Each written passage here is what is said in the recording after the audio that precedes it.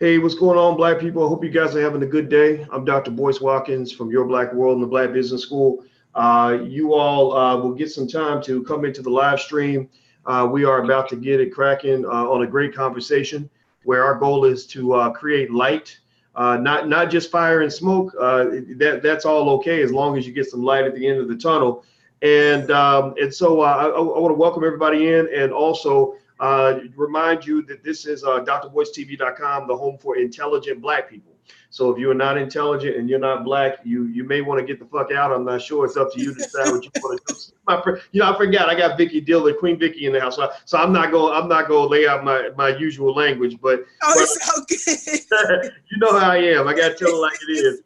All right. So anyway, so today we have a couple of very special guests. You guys know, you've seen Vicki Dillard from FlyNewBeingQueenTV.com. And I want to say hello to Sister Vicki. How you doing, Vicki? I'm doing very well, Dr. Boyce Watkins. I'm pleased to be here with you and our brother Talib.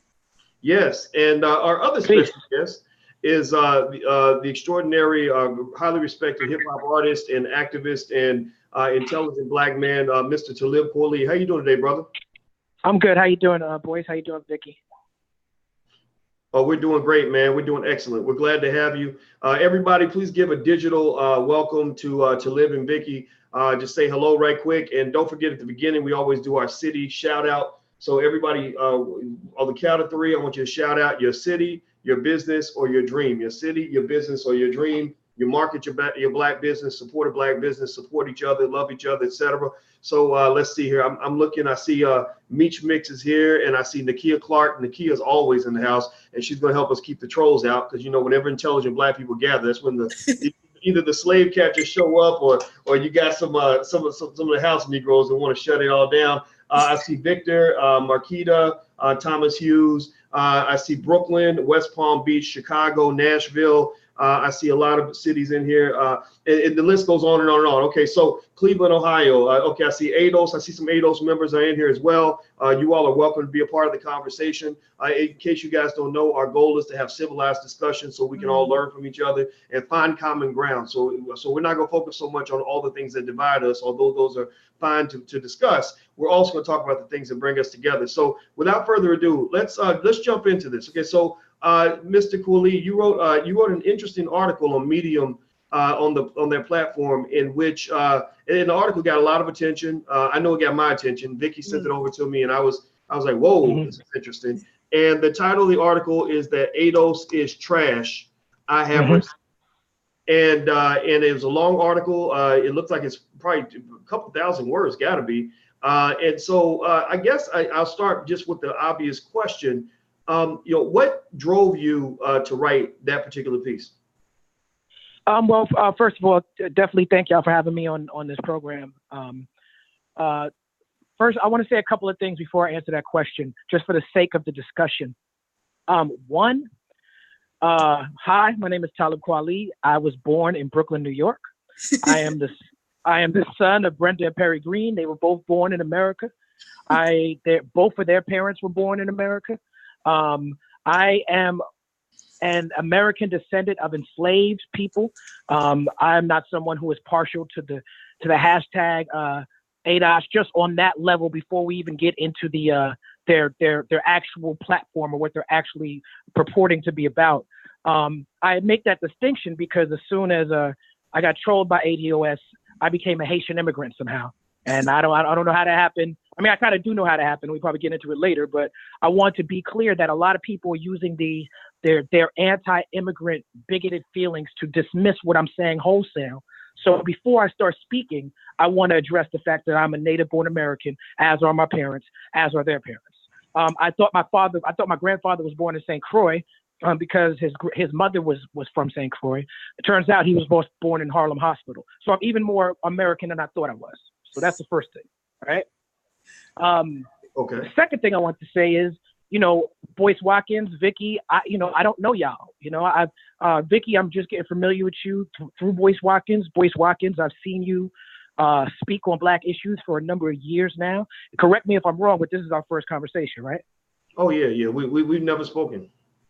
Right. So we've never spoken. So there's a lot of conspiracy theories out there about how you and me and everyone's working together, and I'm working for the DNC and all this and all that. And I want to make it clear that, you know, I'm my own man.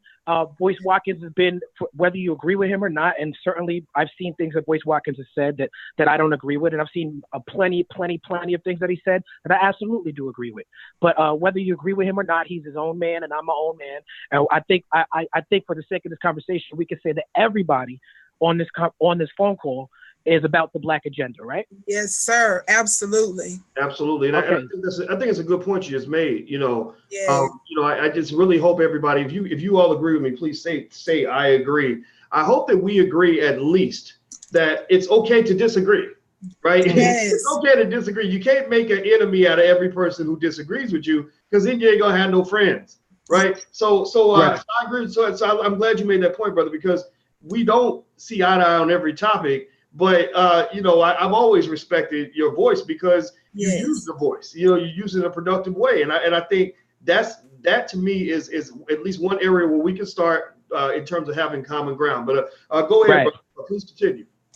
Yeah. So yeah, about the article, ADOS, it became clear to me that ADOS was an online movement, and we can get into how I feel like, well, not feel, because it's not based on feelings, but how Yvette Carnell did come at me and what happened after. But the brother Mark Thompson, I was marginally aware of what Mark Thompson. I didn't have a dog in that fight. I saw Mark Thompson on Joanne Reed talking about reparations, talking about his possible work with NARC or you know, I saw Sheila Jackson up there talking about HR 40, and I was familiar with HR 40. You know, I come from a cultural nationalist tradition. I used to work at a bookstore. I own the bookstore now. My parents was activists back in the day. You know, I come from, you know, going to see Dr. Ben and Francis Cress Welsing and all them speak at Boys and Girls High School. Like, that's where I come from. So I'm not one of these new internet YouTube people who don't come from the actual activist community.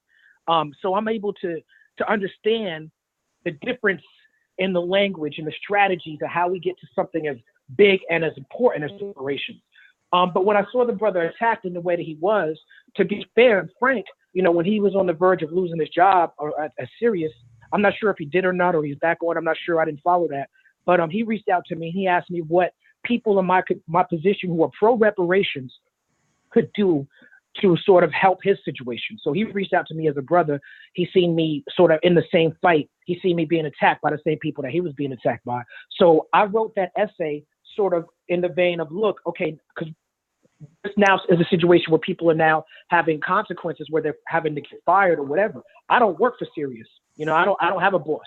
So I can say whatever the fuck I want. I don't have the same issues that brother Mark had, but I want to write something so that he can have documented what happened. I can't speak on the legalities of whether or not he should do, you know, whether or not he should face a punishment, because let's keep it buck. He popped that dude in the face first. You know what I'm saying? But let's keep it up all the way a buck. And I'm letting you, I've been threatened several times online by people. And in a couple of instances, people have shown up. And a couple of instances, we've had to put our hands on people first. So I'm somebody who's anti-violence, but I am pro-karma, and I will protect and defend my space. Stand your ground can't just be for white men. You understand what I'm saying? Well, you know, I'll tell you what, it's funny. Did you bring up the Mark Thompson incident? And everybody who's listening, I'm speaking to Mr. Talib Kweli about a lot of things, among many others, particularly ADOS, the reparations movement, et cetera. And one of the things I'll say is that, you know, I did watch that video, and I knew Mark. I haven't talked to Mark for 5 years, but years ago, I used to go on his show a lot, and I grew to respect him again, not because we agreed on everything, but because he's a decent guy. You know, right. He's a decent brother, and I watched, but I watched the video, and keeping it honest, I said to myself, I said, okay, it's one thing if people are talking and yapping back and forth, but when you start throwing blows, I'm curious as to who did that first. And from what I saw, Mark threw the first punch. Now, the interesting thing about that, though, is to your point, what you were saying, when you're in the public eye, you got threats, you got enemies that you don't even see. And so if somebody is violent, is up in your personal space, I don't know about you, man. I mean, you know, because you've been in this game for a very long time. You've been known for a very long time. But I know that when somebody really gets too close or they're too physical, it triggers me in a certain way where I'm kind of ready. Like what's about to happen right now? Where's my security, etc. So first thought I had was that, okay, where's Mark's security? He should have had security, but then also, it makes you wonder. I think the ultimate question is, okay, so if we accept that Mark was wrong to throw the first punch, does the punishment fit the crime? Like, does he deserve to be removed from Sirius permanently? I do not agree with that, and I think it seems like that becomes the fundamental question. What are your thoughts on that? Yeah, I mean, I don't assign right or wrong to it. I think it's a situational thing. I've had a situation. You can look online and find me kicking somebody recently from a couple of months ago. Dude yapping at me at a show, and I felt like I had to do what I had to do. I've been disrespected in my face plenty of times, and I don't walk around with security. I'm blessed when I walk into a venue that whoever's been hired to secure the venue is supposed to have my back. But again, that's supposed to. I don't pay them people. The venue pay them people. So I'm a man of the people. I walk around. Most times you can catch me by myself. So I mean, I understand the instinct, and I can't speak on Sirius. To be real with you, Sirius is his boss. They could fire him for whatever they feel like firing him for. I don't think it's fair, but I mean, it is what it is. I can't weigh in on whether or not they should have fired him. Now, I definitely think he shouldn't have been fired, but I'm also not going to lose no sleep over it, because to be real with you, a brother like Mark, from what I could tell, he could start his own platform at this point. Yeah, I think that's a very good point. Vicki, did you have thoughts on this? I do. Just very quickly, I certainly agree really with both of you, but I wanted to say, when I looked at the video, and again, I'm not someone that is prone to immediate violence, but you better not put your hands on me. I'm just gonna keep that a buck. But when I saw the video, the gentleman was the guy, I think by the name of Africa. He was very close. He was in his face, but it appeared at one time he was actually preventing him from leaving. He was blocking his way. If you would notice, if you look really close to the video, for a moment, it actually appeared before Reverend Mark put his hands on him, Pastor Mark put his hands on him, he appeared to me like he was obstructing his way at one point. And so I think that's problematic. I mean, I agree. Interesting. Well, I'm going to tell you this. I'm looking in the chat, and I do see some people who are very consistent in terms of saying that the person that assaulted or got into the confrontation with Mark, I don't know, it's debatable as to whether or not he was assaulted. They're saying that he was not ADOS, right? So I agree with them. I agree with them. You agree? But the problem is that the thing is, you can't speak out of both mouths. That you can't be like, you can't say he's not ADOS and then pick up his cause and the banner of his cause. They picked up the it's not, that guy Africa, he don't have a crew. He don't have an online hashtag crew backing him up. He got ADOS backing him up. Right. So to me, it don't matter. It don't matter whether or not he's not. I agree with them. He's not ADOS, and that to me proves my point that I'm making about ADOS, is that they're too willing to align with anyone, as long as, and it's part of my critique of the internet generation in general, people align with anyone who likes them. They align with anyone who's on their side without vetting and seeing, well, maybe we shouldn't align with this guy who was calling Mark a faggot. Maybe we shouldn't align with white supremacists who want to see Donald Trump elected. Maybe we shouldn't align with these so-called environmentalists who really trying to push the anti-immigration issue to black people. They're not doing enough vetting of who they align with, because they just in it for retweets, clicks, and likes, and to sell T-shirts. Well, and by the way, everybody, I'm talking to Ms. Vicki Dillard and Talib, and we're talking about a lot of things, including ADOS, etc. If you're in here and you're hanging out, you're enjoying the conversation, please take 1 second, hit that thumbs up button, thumbs up. Also, please share the video, share Intelligent Black Media. As you know, we're in a war against ignorance. And so we need to push the gospel of Black intelligence as far as possible. So everybody, please share the video, hit the like button, thumbs up, and all that stuff. So let me ask you this, brother. So, okay, so if you assume the brother, let's assume that he wasn't ADOS. His name is Africa. Now, I've seen people in the chat, some of the ADOS folks that are here, and you all are welcome, by the way. This is not an anti-ADOS conversation. If you are in the membership, this is a discussion for anybody, as long as you're respectful. But there are people who are saying he's not ADOS, he's Pan-Africanist. Okay, so and to your point, what you were saying before, aligning with just anybody isn't always good for whatever it is you're trying to do. Now, with that said, if he is Pan-Africanist, I find it interesting. I'd like to get your take on this. I find it interesting that, if he's Pan-Africanist and you're aligning with the Pan-Africanist because he attacked or allegedly was accused of attacking somebody that you're not a fan of, I think about the fact that the leader of ADOS, Yvette Carnell, she's done videos basically saying Pan-Africanism is dead. As you mentioned, there's kind of become this very weird, almost angry approach to immigration, which doesn't make a lot of sense to me, because I think that the ADOS concept of reparations, et cetera, is something that a lot of people are getting behind. And I don't necessarily know if you need to alienate people who are not born in the United States.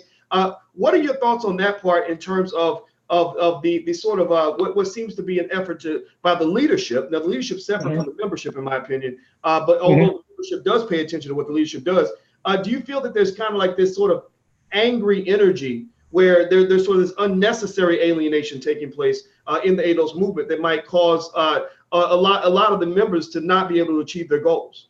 Right. Well, first of all, just the last thing I want to say about this brother Africa, because I don't want this to be about Mark Thompson in that situation, because that to me is a little bit more of an isolated situation. But I want to say that if you listen to what the brother said, the brother came up and he was angry at Mark Thompson about things that Mark Thompson said on Joy Ann Reid's show, a show that was about reparations. And he was accusing Mark Thompson of selling out Black Americans. And he was saying that in this country, people were calling him a Pan-African because he called himself Africa. That's not an accurate description of this man. If you listen to what he was saying, he got the same exact issues with Mark Thompson that ADOS had. He just is not somebody who was a part of the ADOS online movement. You understand what I'm saying? Like, he's not online repping ADOS. But he had the same exact issues. Now, as far as Yvette being a leader, look, the leader, the founder of now that we've thoroughly exposed Yvette as being a fraud, and I'm not mincing my words or I'm being very unapologetic here. She is a fraud. Now that we've thoroughly exposed her as a fraud, you see people who ran over to attack me, ran over to attack whoever she was going after, whether it was Kamala Harris, or Cory Booker, or Bernie Sanders, or whoever the flavor of the day is for her that she feels like yapping at. People ran behind her to follow behind her. Then we show her in the MAGA hat. Then we show her talking about she liked the way that Trump looked presidential on TV. Then we show her saying that she agreed with Trump on birth citizenship rights. Then we show that she's a board member of a white nationalist, right-wing funded think tank. And we prove all these things about her. And then all of a sudden, now it's okay, the movement don't have no leadership. Now it's all of a sudden, okay, now we're not down with Yvette. We are a leaderless body. Look, I come from activist movements. I was at Occupy Wall Street. I was in Ferguson. I was in Baltimore. Before that, when I was in high school, I protested against the Iraq War down in D.C. I understand the need for a leaderless movement.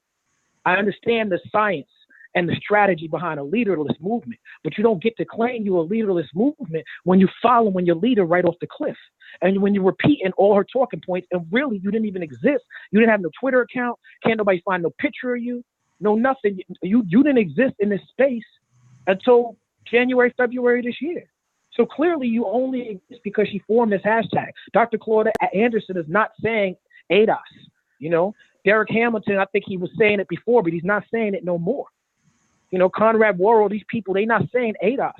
And these people are trying to take ownership of a movement that has been on the front lines for a long time. Look, in the song 2000 Seasons, my first solo record ever, I call for reparations. I say, I call it reparations, but they call it extortion, whatever, give me mine. I done rapped about reparations. I done did fundraisers for reparations organizations like Malcolm X Grassroots Movement. And these people show up with this hashtag that's never existed in my 40 plus years. I got to look at my birthday. I'm not sure if I'm 43 or 44 at this point, because I stopped counting years a long time ago, but I'm in my mid 40s. I ain't never heard the term ADOS or ADOS. I've been a Black American or Afro-American when Jesse Jackson said that, or African American, or whatever you want to call it. I've been around since they call us Negroes. I've been around since then. I ain't never heard the term ADOS. So you mean to tell me that if I don't identify with this term, that somehow I'm less Black all of a sudden? Somehow I'm less part of my American experience is less than yours because I don't accept the proliferation of some goofy ass hashtag? Are you fucking serious? Because if that's what we're just talking about, then I don't have time. Like you said, this is intelligent Black discussion. I don't have time to talk to liars and idiots. You understand what I'm saying? So it's like the idea that when Kweli says ADOS is trash, that I'm saying the 13% of the Black people in America, the population of America are trash. Every single African American who has roots in slave days is trash. Clearly, I'm not saying that. Clearly, I'm not saying that. Clearly, I'm talking about Yvette Carnell, Antonio Moore, by proxy, Sandy Doherty, and everybody who follows a goofy ass hashtag. And that is not most black people. I spoke to a room full of black people at the Black Lives Matter summit at LaGuardia College in New York City, in the auditorium full of people. I said, has anyone heard of ADOS? You could have dropped a pin in the room. You could have heard a church mouse. Nobody heard of these niggas. Nobody heard of these niggas. It's a complete online movement that's using the same exact language as the white supremacists that attacked me on Twitter for the last 10 years. The language is the same. Now, are there stragglers and some black people who are in it who are being fooled? Absolutely. And to be real with you, when I saw y'all thing that y'all did last week, I thought you were very fair, boys. I thought you were very fair, but I disagreed with you on some points, and the points that I disagreed with you on, you seem to have come around on. So it seems to me that them cloaking their anti-immigration nonsense in reparations is very easy to fool even the smartest people. Like had Yvette Carnell came to me and said, when I sent my tweet about a plan for reparations, had she came to me and said, hey, I'm Yvette Carnell from ADOS. Here's our plan for reparations. What do you think? I probably wouldn't even have caught the fact that they were celebrating Reagan and Trump on their website. I probably wouldn't even have caught that. I probably would have read it and said, that's a good idea. But because they wanted to come on the attack, now I'm catching what your real motivation is. Well, let me say this, man. You know, I'll tell you this, and everybody, I'm talking to Mr. Talib, Kweli, and Miss Vicki Dillard from Fly Nubian Queen, and we're talking about reparations, ADOS, etc. Hit the thumbs up button, please do that. You know, I'll tell you this, man. I know Yvette Carnell real well. I got receipts, you know. Yes, okay. You know, and I supported, you know, a lot of what Yvette did. You know, the very. But y'all had a personal relationship as well, so that's the other part I forgot to mention. Yeah, you know, and in fact, the first message I ever got from Yvette was a message saying, Dr. Watkins, can you share my article on your website? And I said, yes. Right. You know, and I shared my channel. And even when we disagreed, I didn't see that as a threat because I'm a scholar. We believe in intellectual freedom, what we're supposed to. And so I love ideas that are different from mine because that's the only way I can grow. You know, I can't grow by being more of what I already was. I want to gain from what you know as well in your perspective, you know, so I can see everything from multiple dimensions. But you know, the thing I will say, without going too much into the, you know, the Yvette thing and my issue with her, it's I will say that the thing that I thought was really sad about it, and the thing that showed me that there has to be something done in terms of in terms of sort of identifying when leadership isn't quite adequate to achieve a specific goal is. I looked at that interaction between you and Yvette, right? And I saw what you said, and then I saw what she responded with, and it was an unsolicited response. Like you didn't say, Yvette Carnell, I have these feelings about you, and vice versa.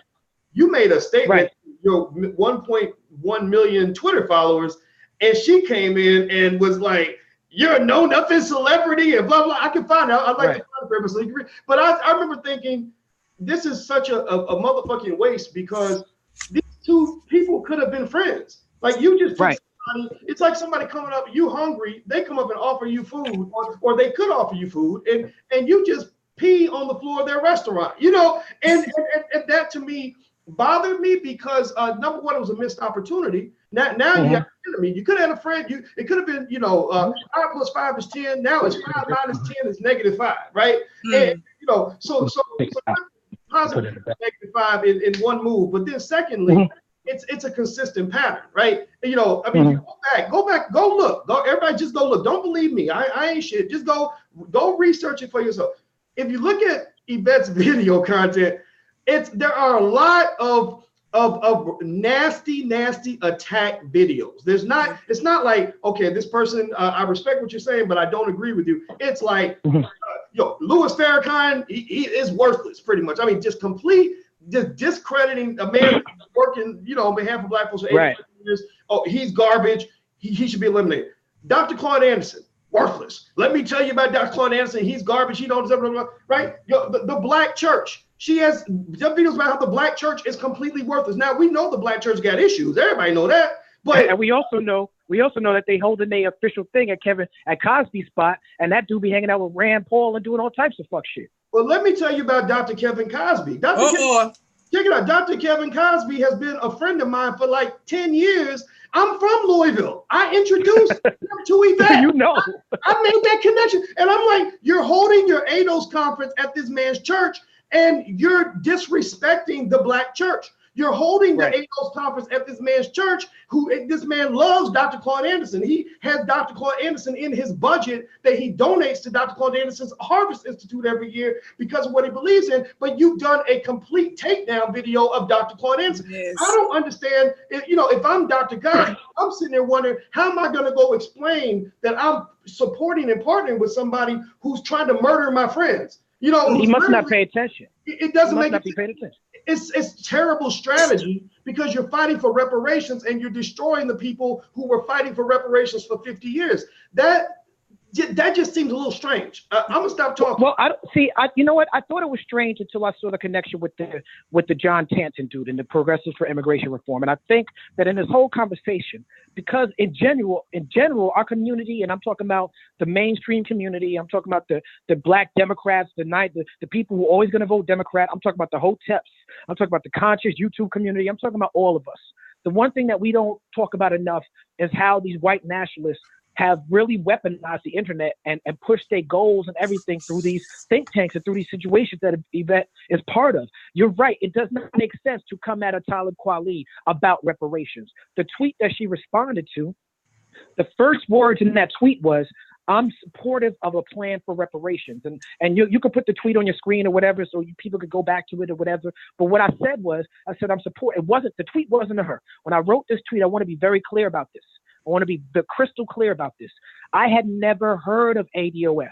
I had never heard of ADOS. I had never heard of Yvette Carnell. I had never heard of Antonio Moore. They weren't on my radar at all. I wrote a tweet saying that I plan on supporting the candidate that I feel like has the best chance of beating Donald Trump. Now, whether or not you agree with me, that's a whole nother discussion. Mm-hmm. I don't judge people for not voting. I do judge people for supporting Trump. I do that. I am anti-Trump to the core, to the bone. But I'm not a Democrat. I'm not a Democrat at all. I don't judge people for being harsh to the Democrats. The Democrats do not deserve our automatic loyalty. The Democrats have taken the Black vote for granted. All of these things are true. They're saying things that are true in order to wrap what their real intention is. So when I look at her response to my tweet, she's talking about some sort of a stereotype of the Black celebrity. There are Black celebrities out there that fit the description of what Yvette Carnell wrote to me. I ain't one of them. And I take offense to the fact that she categorized me as one of them because my name is my name, Dr. Boyce. My name, I've worked very hard in an industry that does not support people who support Blackness, in an industry that does not support people who support the Black agenda. I have shown up at ground zero. I have made records about Black women and uplifted Black women. I put this in my videos. I've walked the walk, I've talked the talk, and I don't have marketing and promotion. I love when Jay-Z puts his money where his mouth is, but when Jay-Z puts his money where his mouth is, there's a marketing campaign around that. When I do what I do, there is no marketing campaign. When you see me arguing with Don Lemon and Ferguson, he got paid to go to Ferguson. I paid to go to Ferguson, and I didn't go by myself. I brought my people with me. So I want to make very clear that when you come to me and you give me a critique that other Black celebrities or celebrities might deserve, but I don't, I take that very seriously, and I push back against that because I'm not going to pretend that I'm not who I am just to make you feel better about yourself because you want to attach your platform to a celebrity. I'm not going to pretend I'm not the shit. I'm not going to pretend I'm not that nigga at all. I'm not going to buckle. I'm not going to bow down to none of these people. So when she came at me with that, you a Black celebrity, you loud and wrong. I'm loud and wrong about what? First of all, we on Twitter. You can't hear me. How am I loud? Second of all, I wasn't talking to you. How am I loud? Third of all, I never even heard of your organization. How am I loud? What am I wrong about? I'm wrong about reparations. I agree that we need reparations. So everything she said to me was just inaccurate. And when I pushed back on it, the response I got was, you need to sit down and shut up. So now she sounds like Laura Ingraham. Now she's on the LeBron shut up and dribble. I take that as an artist. You know how many white supremacists a day tell me to sit down and shut up? I'm sure they do the same thing to y'all. So now I got a supposed pro-Black woman, and the way that she enters a conversation with me, Talib Kweli, about reparations is, you loud, you wrong, you're nothing other than a Black celebrity, and you need to sit down and shut up. No, I don't play that. I don't tolerate that, and nobody who's my friend or my ally should expect me to tolerate that from anybody. Real quick, so that's how it started. Vicki, really quick. What would you like to say on that, Vicki? Yeah, Talib, would you, they've been asking me this question all over social media, and I want you to speak for yourself. They're saying, why is it that he's not having these conversations with Attorney Antonio Moore and Yvette Carnell? They're wanting to know that. And I want, for context, I want to read the exact tweet from March 3rd that was tweeted to you. You said first, I support the idea of reparations, but I am more in support of a plan for reparations than I am in support of shouting reparations now into the void or holding my vote hostage and letting Trump win again because the candidate who can beat him doesn't see that vision. Yvette Carnell under Breaking Brown says, this is the problem with Black celebrity, loud and wrong. I don't know why we should be concerned with what you think anyway. ADOS life is imploding, and you obviously don't understand what the data suggests about the need and urgency of a reparations movement / program. Okay. Well, to answer your first question, why don't I have this conversation with Yvette and Antonio? First off, fuck Yvette Carnell and fuck Antonio Moore. Fuck both them clown ass niggas. They're not owed a conversation with me. They're not owed my time. This internet generation thinks that because you got a fucking YouTube channel and because you got a fucking opinion that you're owed the time and the platform of somebody like me who's put in work. Them niggas ain't owed my time and they ain't on my platform, and they lucky that their name is even in my mouth. This is gonna be for 15 minutes of fame, and then they shit gonna be over and it's gonna be done. You don't come at me with disrespect. I end your whole shit. They're not owed shit from me, so fuck them. That's my first answer. Okay. My second answer is you don't get to come at me with disrespect and then change the venue. And that's what these YouTube people do for clicks and views. They show up on a celebrity's timeline and they be like, yo, why don't you do this? And why you need to do this, and you need to shut up, and you need to sit down, and you a coon, and you a sellout, and this and that. And then you tell them these are strangers. Imagine a stranger coming up to you on the street with that energy. You might sock them in the mouth, right? So why is it okay to come at a stranger on the internet? So then when somebody tell them fuck off, then all of a sudden it's a problem. And it's like, oh, now you have to debate me. Now you have to come to my YouTube channel and debate me. Nah, bro, just fuck off. Just fuck off. Take that energy someplace else. You asked me another question. I forgot what it was. I think that's an interesting point too. I mean, I agree. I mean, if you look at the YouTube landscape, it's kind of a chaotic space where a lot of people build their channels by clout chasing, putting people's names in their titles to get a lot of views. I know, I observed this, like, for example, if you go to Yvette's channel, there's a few videos about me, and they get 70, 80,000 views, and she built her original platform off of my platform. I mean, the videos are still, if anybody wants to go look, if you don't believe me, and so it's kind of like this very disheartening sort of thing where, where people can, if they're not careful, they can become professional trolls. Like I'm going to find any hot thing, any person with a bigger platform than me, talk shit about them, and then that's going to elevate who I am. And I think that the question becomes, is that necessarily the best way to achieve a higher goal? I can understand people talking about whatever people are interested in at the time. That's fine. But I think that there has to be a way to approach it where it's not one where I say, okay, in order for me to rise up, I got to tear you down. I can challenge you to a debate. I can say, I disagree with you. We should debate it out. You know what? You could challenge somebody to a debate and they could say no. They could say fuck off. And that's the thing that people don't understand is that people on the internet, they challenge you to a debate. And you'd be like, nah. And they'd be like, let's fight. Why don't you get in the gym? Are you not a man? Like what? You proving to me that you was never even equipped for a debate. You're ready to go to violence because I'm telling you no. And as far as why don't I talk to Yvette Carnell and Tone, what do you mean? Why would anybody say that? They approach me on Twitter and I approach them right back. The problem that they have with me is not that I won't talk to them. The problem is I do talk to them. That's the problem. The problem is they run around attacking all these celebrities. They going after Kamala Harris and going after Bernie Sanders. None of these people gonna say nothing to them. Ain't nobody gonna say nothing back to them. The reason that they on my page come after me is guys, I say something back. And that's the issue that they have with me, is that I'm not going to just let you call me a loud and wrong Black celebrity. I'm going to take down your channel. Fuck around. That's what I'm going to do. Because I'm not out here for the games, bro. I'm not out here for none of that. Because I'm like I said, I'm a movement person. I didn't agree with some. I thought you were fair, but I thought that you didn't have like the right amount of information, and that's why I agreed to do this show. Like we don't have to agree on everything. You come at me with respect. You can say, Talib Kweli, I disagree with you on a number of issues. If you say it to me like there's a mutual respect here, we don't have to agree. But when you come out the gate and your whole foundation is disrespect, and I dig into what you're saying. Look, let me give you an example. There was a black feminist community that came at me a few years ago because I was on HuffPost Live with Mark Lamont Hill, and I was trying to give some context for Rick Ross rapey lyrics that they was calling him. And they were saying Rick Ross don't belong in hip hop, right? And my hope was, whoa, I'm not going that far. I don't agree with the lyrics, but I don't think we should kick people out of hip hop. We should make hip hop more accountable. You understand what I'm saying? And I got really challenged by this feminist community. But the way that I had to I was a black feminist community, the way that I went back at them, as angry as I am about them, I can't say that those sisters don't care about black people. I can't say that they work for white supremacist funded organizations, even though we disagree. When I do my homework and my research on Yvette Carnell, bro, she worked for Progressives for Immigration Reform. Why are we not addressing this?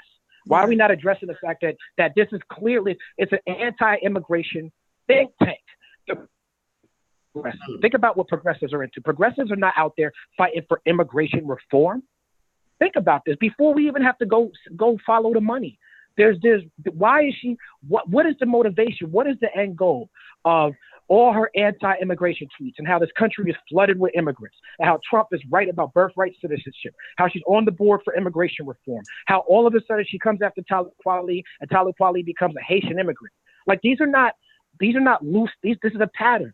And people who either people are so starved for activism, so starved for someone saying you need reparation, so starved for information that they just running with this and not doing their homework. There's no reason to be attacking anybody black who's pro reparations. Black Lives Matter was a hashtag movement. Anyone on the internet could put that hashtag, and then people think you Black Lives Matter. The biggest Black Lives Matter account in Australia or New Zealand was run by a white supremacist. So hashtag movements are very, very, very, very dangerous. Same thing with the Stop Coney thing. But the difference between Black Lives Matter, which could be infiltrated and was infiltrated, and the difference between them and ADOS is that Black Lives Matter, when you saw the leadership of Black Lives Matter, they not talking Trump anti-immigration, pro-ICE talking points. You didn't see the leaders of Black Lives Matter going after any black person. They didn't go after as many black people. There's a lot of people who don't even agree with Black Lives Matter. You didn't see them sisters going after not one black person. When anybody disagreed with them, they pointed to their website and they was like, look, we're about police brutality. Whether you agree with them or not, whether you think they had a separate agenda, the facts of the matter is that when other black people were going through problems, Black Lives Matter jumped behind them. They didn't go out on the attack, regardless of how you feel about their politics. They didn't do that. And that's the difference with ADOS. They damn sure didn't align with no white supremacists. How you gonna be online and have a hashtag movement and you don't know that white supremacists are in there talking about go Trump and go MAGA and you're not saying nothing to none of these people? It's crazy to me. Well, let me suggest this. I will say that you had mentioned that that you felt that you shouldn't even be talking about them at all. I think actually that makes you honorable in the sense that you will address the people. I think that being a man of the people is something that people love about you. And I also would say that it's very important to make it clear, everybody who's listening, that at least in my mind, there's a distinction between the creators of the ADOS hashtag and the people that believe in the reparations idea, in the concept. Whether you're ADOS or not, if you support reparations, you're not the same as whatever Yvette might have said, to live, et cetera. And I think that to your point, the idea, it seems, is that if you want your movement to move forward, you have to spend more time talking about what you favor, as opposed to talking about everything that you're against. Right. What do you support? What do you stand for? Right. I mean, because if I'm running around and I'm constantly just saying, well, I hate him, I don't like him, Pan-Africanism's dead, Dr. Claude Anderson sucks, Farrakhan's terrible, Talib Kweli's a dope select, whatever it is, if that's all I'm doing, if all I can do is tell you what I'm against, then that, I mean, what kind of movement is that? Is it the haterology movement? It just doesn't make any sense. Yes. Right. I wanted to say this really quick. I had never gone after Miss Yvette Carnell or Antonio Moore personally for anything.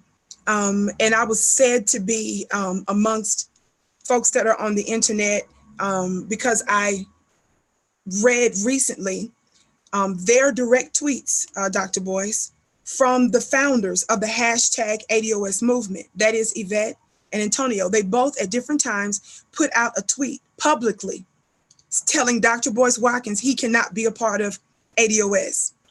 That's the only time I decided that I was going to address it. I was being very cautious because I don't get involved in the other beefs and stuff that took place and all this other kind of stuff because, you know, with me being connected to this platform, I never talked to him about those things, about me doing the show and that stuff. I just stayed away from it. I thought it was prudent to do so.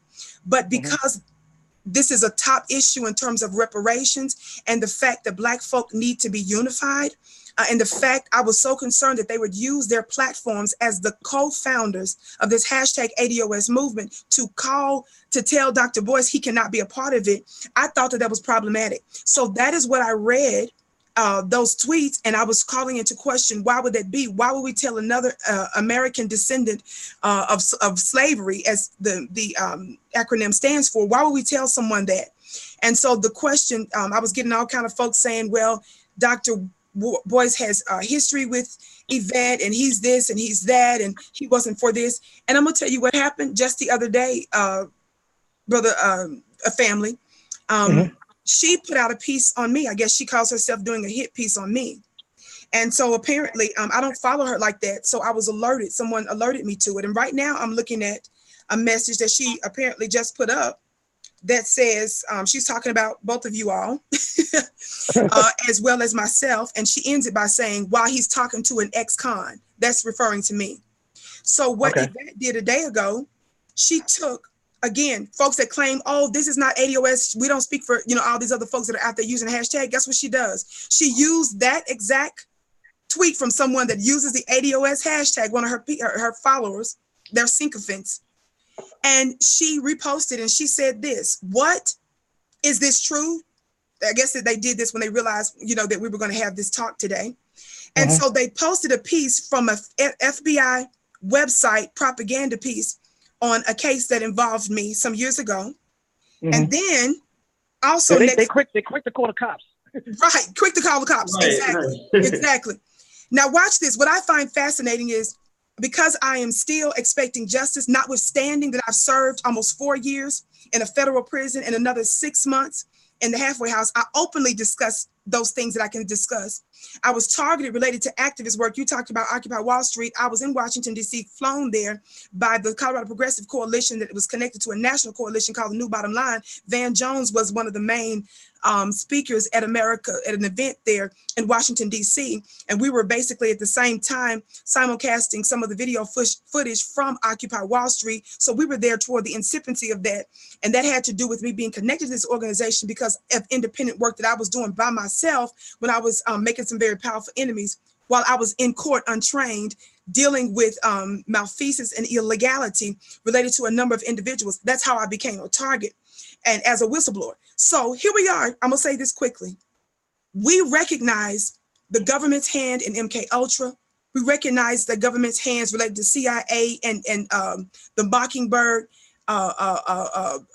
agenda.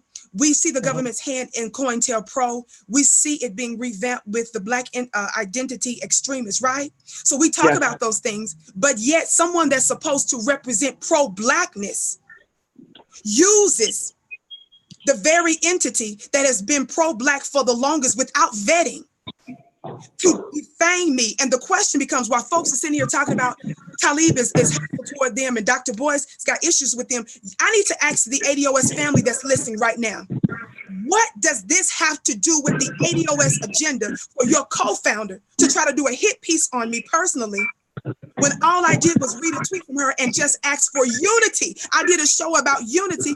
They don't throw Dr. Boyce Watkins away. Why would you use your platform to do something like that? That was my question, and I said it in love and respect. So my question is, do we throw away Assata Shakur? Do we throw her away where she was actually convicted by a white racist jury, even though she had numerous things that she was acquitted for, but they tortured her and they meaning her brothers to this day, they don't know exactly what was done, but they didn't murder, they didn't kill one person to do it. And now she is in court, and they've doubled the bounty on her head. Do we throw away Mumia when we're sitting here running around saying free Mumia? Do we throw away the Honorable Elijah Muhammad, who did time in jail on behalf of Black people? Do we throw away Malcolm X? Do we throw away Dr. Martin Luther King, who has a criminal record? This is a problem. This anti-Black stance that I have seen repeatedly from Yvette and Antonio Moore, who is an attorney, by the way, himself. She's dogged out a gentleman by the name of Jay Morris. Jay Morris had a past. His didn't have anything to do with activism. He talks about that. This brother is doing brilliant work in real estate, helping thousands of Black folks, raising millions of dollars. He's in the streets. Guess what she said? I heard her say this on one of her broadcasts because I try to support Black YouTubers. So I'm listening to the sister's broadcast. She mentions Jay Morris, and she's telling folks, she's rebuking Dr. Boyce and other folks for supporting this Black brother who's helping Black folks with real estate. And she's saying, yes, I know he's got a past. I believe in restoration, but you can't hold my money. Let me help you. I need to understand this. Who is this leader that's supposed to be pro-Black talking about reparations? And the very basis of reparations is because of the free labor we gave due to slavery and chattel slavery in particular. But we acknowledge through the new Jim Crow book by our dear sister Michelle Alexandra that the prison industrial complex is a direct outgrowth of the new prison today. But you're sitting here dissing other people with your arrogant self. What makes you, Miss Yvette, any different from the average white person? That's what I want to know. Well, and also well, let me jump in there real quick because I got to get off soon. I want to say this. First of all, thank you for sharing your story, sister. And I think that what you just said, more than anything that anyone else could say, because you actually did that, Tom, is really what the heart of the matter is. My activism is about food, clothing, shelter, and about people on the ground. And while I'm happy to talk to y'all for an hour on YouTube, I'm also going to be out there doing that work. On May 19th, we celebrate Malcolm's birthday every year. We're gonna be up in Harlem with Sister Shabazz up in Harlem, and I'm gonna be involved in that. I work with the family. I went to see Brother Mumia in prison. I've been involved in Refuse and Resist. I've been involved in free Mumia activism, and the DA just dropped his challenge against Mumia's case. So Mumia's case is gonna go to the federal level. I went to Cuba and I sat with Sister Assata Shakur. So when these ADOS people try to claim these people as their own, and they don't understand that they're coming at people who have lived through what these people went through, or the people that are actually still building with these people that they try to claim as their own, they make themselves look real extra fraudulent. Well, you can even throw Francis Cress Welsing on the list of people Yvette has tried to take down. I mean, it's almost like if you just sort of take Black. And I met Sister Welsing too. And you talked about Sister Michelle Alexander. I may not sell ADOS T-shirts on my website, but I do sell the new Jim Crow on my website, QualiClub.com. Yes. All right. Well, brother, I'll tell you, I'm glad you shared your perspective, and I know you had to go right at the hour, man. But I will say this: it looks to me like there's a bit of a divide, and I think the question becomes moving forward. Everybody who supports reparations, please say I support reparations. If you support reparations, I absolutely support reparations. So let me ask you, where do you think that there can be common ground where everybody who just supports reparations? It depends on it don't matter how you feel about me or Talib. Those who support reparations, how do you think we can move forward in unity so that the man does not use the division in a way all of us? Right. Well, for me personally, again, I think it's been made clear for my part in this conversation that I am taking a staunch anti-ADOS stance. Right. And I'm taking that stance because I feel like anyone who says that they are part of that, I look at them as my enemy. I look at them as a personal threat to me because of how ADOS and that community has come at me. So if we talk about the conversation with reparations and you talk about you a member of ADOS, I'm out of the conversation. The reason why I'm able to get on the phone with y'all is because I think that y'all are able to see the nuances and everything. So if we're talking about solution, the first thing is we cut out the cancer. Once we cut out the cancer, which is the hashtag ADOS movement, and stop dealing with them. And I'm talking about brothers that I've been talking to, like Derek Hamilton and the brother Bishop Talbert Swan, who was tweeting ADOS, and I had to get at him in the DM, and I showed him, and he stopped. A lot of people have issues with Tariq Nasheed. I don't agree with everything Tariq Nasheed says, but he certainly jumped on the ADOS thing, and it looks like to me he's backing off. The brother Isaiah Washington is backing off. So what they gonna do is they gonna eat they self. Now, once they eat they self, we focus on Cobra, we focus on NARC, we focus on HR 40, we focus on the things that have been happening, and we elevate those things. We elevate the Claude Andersons of the world. And you know what? The fact that we absolutely need a younger part. Yvette Carnell running around, and the other sister was on Star Show, Dana with the data running around thinking they millennials. They the same age as me. I don't consider myself a millennial. You know what I'm saying? Like they are not young people. They are not the vanguard. So we do need younger people to be involved in this. With the younger people that I work with, I heard a brother on someone's YouTube channel, from the Black Lives Matter people to the Black Youth Project people out in Missouri to the Dream Defenders down in Florida. These are all pro reparations organizations. It's part of their platform. So I'm gonna support them and uplift them. And the people saying, do you have a mission to take down ADOS? Absolutely. Absolutely. I want their conference center to be empty come October. And if it's not empty, I want them to be so confused they don't know what the fuck they're doing. I want that to be clear, that my mission is to cut this cancer out of the community, because they're trying to turn us against our African brothers, against our Caribbean brothers. There's no influx of African immigrants or Caribbean immigrants trying to take nobody's jobs. There's no influx of African and Caribbean immigrants supporting the GOP's platform, and all this nonsense to be all this MAGA nonsense to be trying to tell us. I could tell the difference between white supremacist right-wing propaganda and someone who's just being honest. And there's too much right-wing propaganda. Okay, well, brother, I appreciate you coming in and thank you. Honest, perception on this, man, and consider us a friend. Hopefully this won't be the last time we talk. It's good. Maybe I'll have y'all on. I'm doing some stuff on my own, some TV stuff. So maybe I'll have y'all on that, because I'm trying to bring the cultural aspect out of the YouTube world and into the other worlds. All right. Look forward to it. Thank you so much. Yeah, brother, this has been great, and thank you for your time. And Vicki, if you want to hang out for a little bit, we can address some of the comments. So thank you very much, everybody. This is Mr. Talib Kweli. Where can people follow you or reach out to you and stuff like that? Oh man, I'm everywhere, man. Just Google my name and you'll see me out there. All right. So everybody, go follow Talib if you like what he's saying. If you don't like what he's saying, that's okay too. If y'all in Miami, I'm DJing with Tony Touch in Miami tomorrow night. Shout out to all my Dream Defenders out in Florida. I'm gonna check you.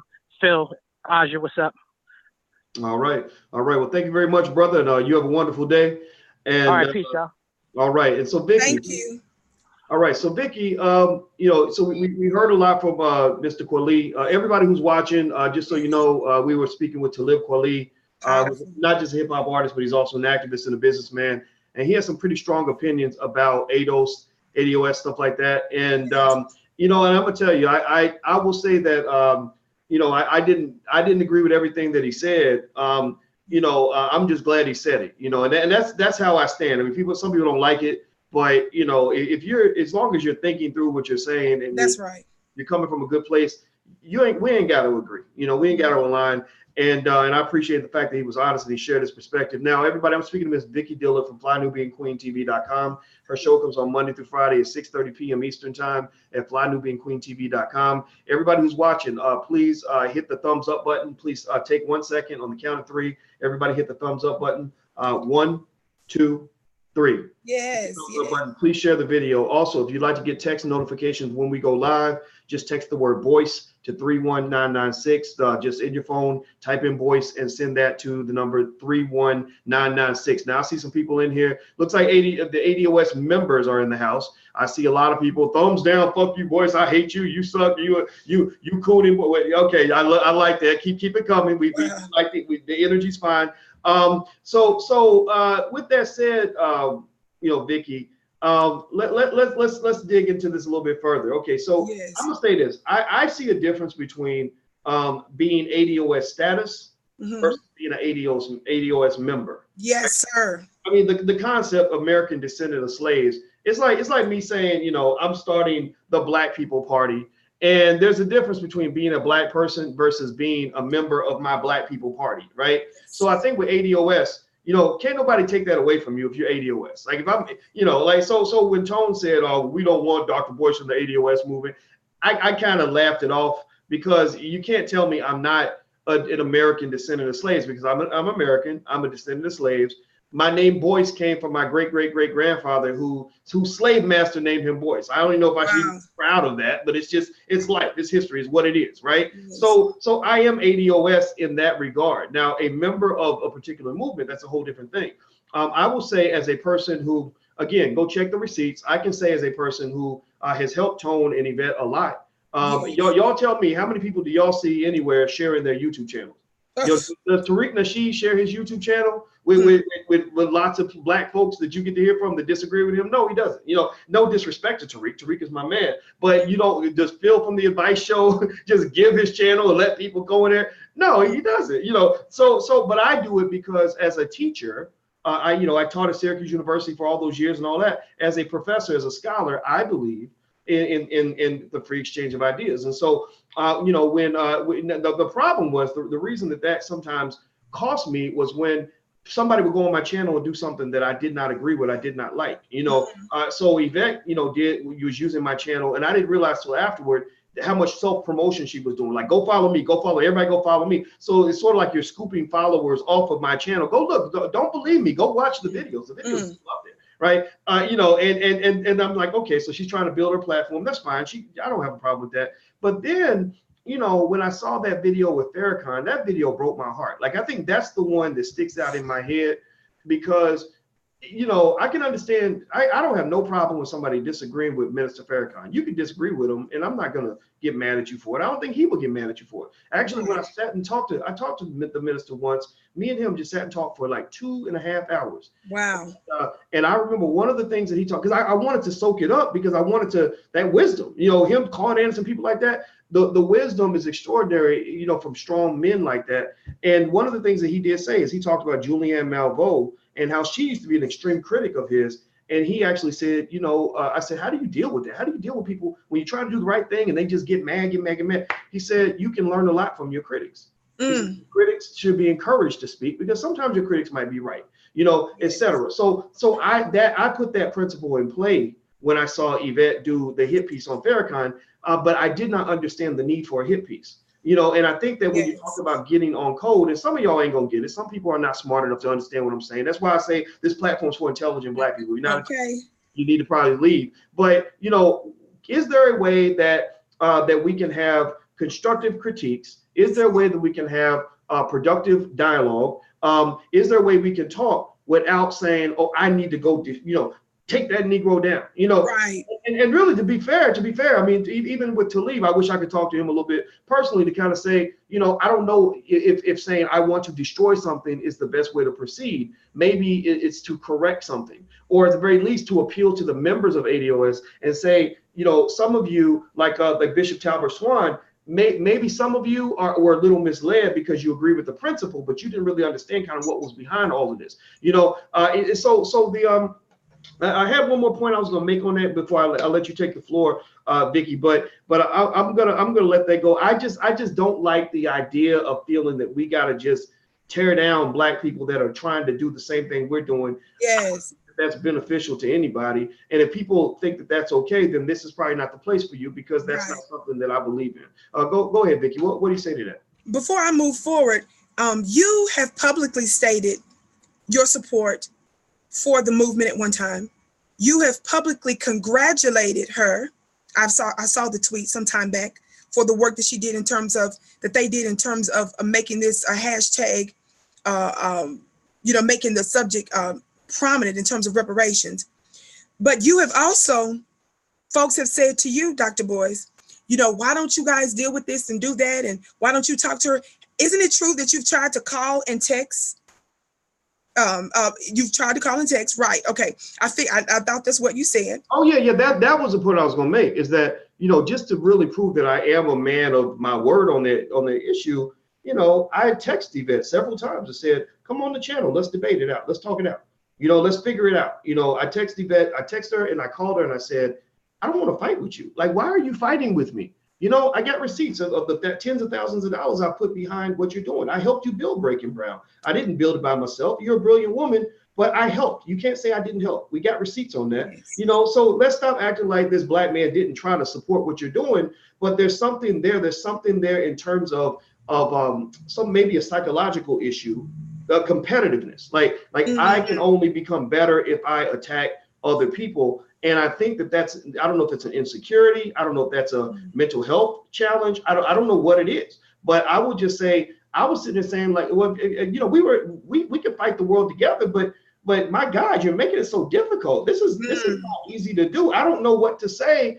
That maybe it's almost to the point where you feel badly for being kind because you feel like people take your kindness as a weakness. And it's like, you know, because even at the time, people like Tariq Nasheed were saying, stay away from Yvette Carnell because she's toxic. People were messaging me and saying, do you know what she's saying on your channel? She's kind of sneak dissing you. And I just kind of said, well, she's just going to say what she's going to say. It don't matter. I ain't nobody. I don't need, my ego does not need to be fed on a regular basis.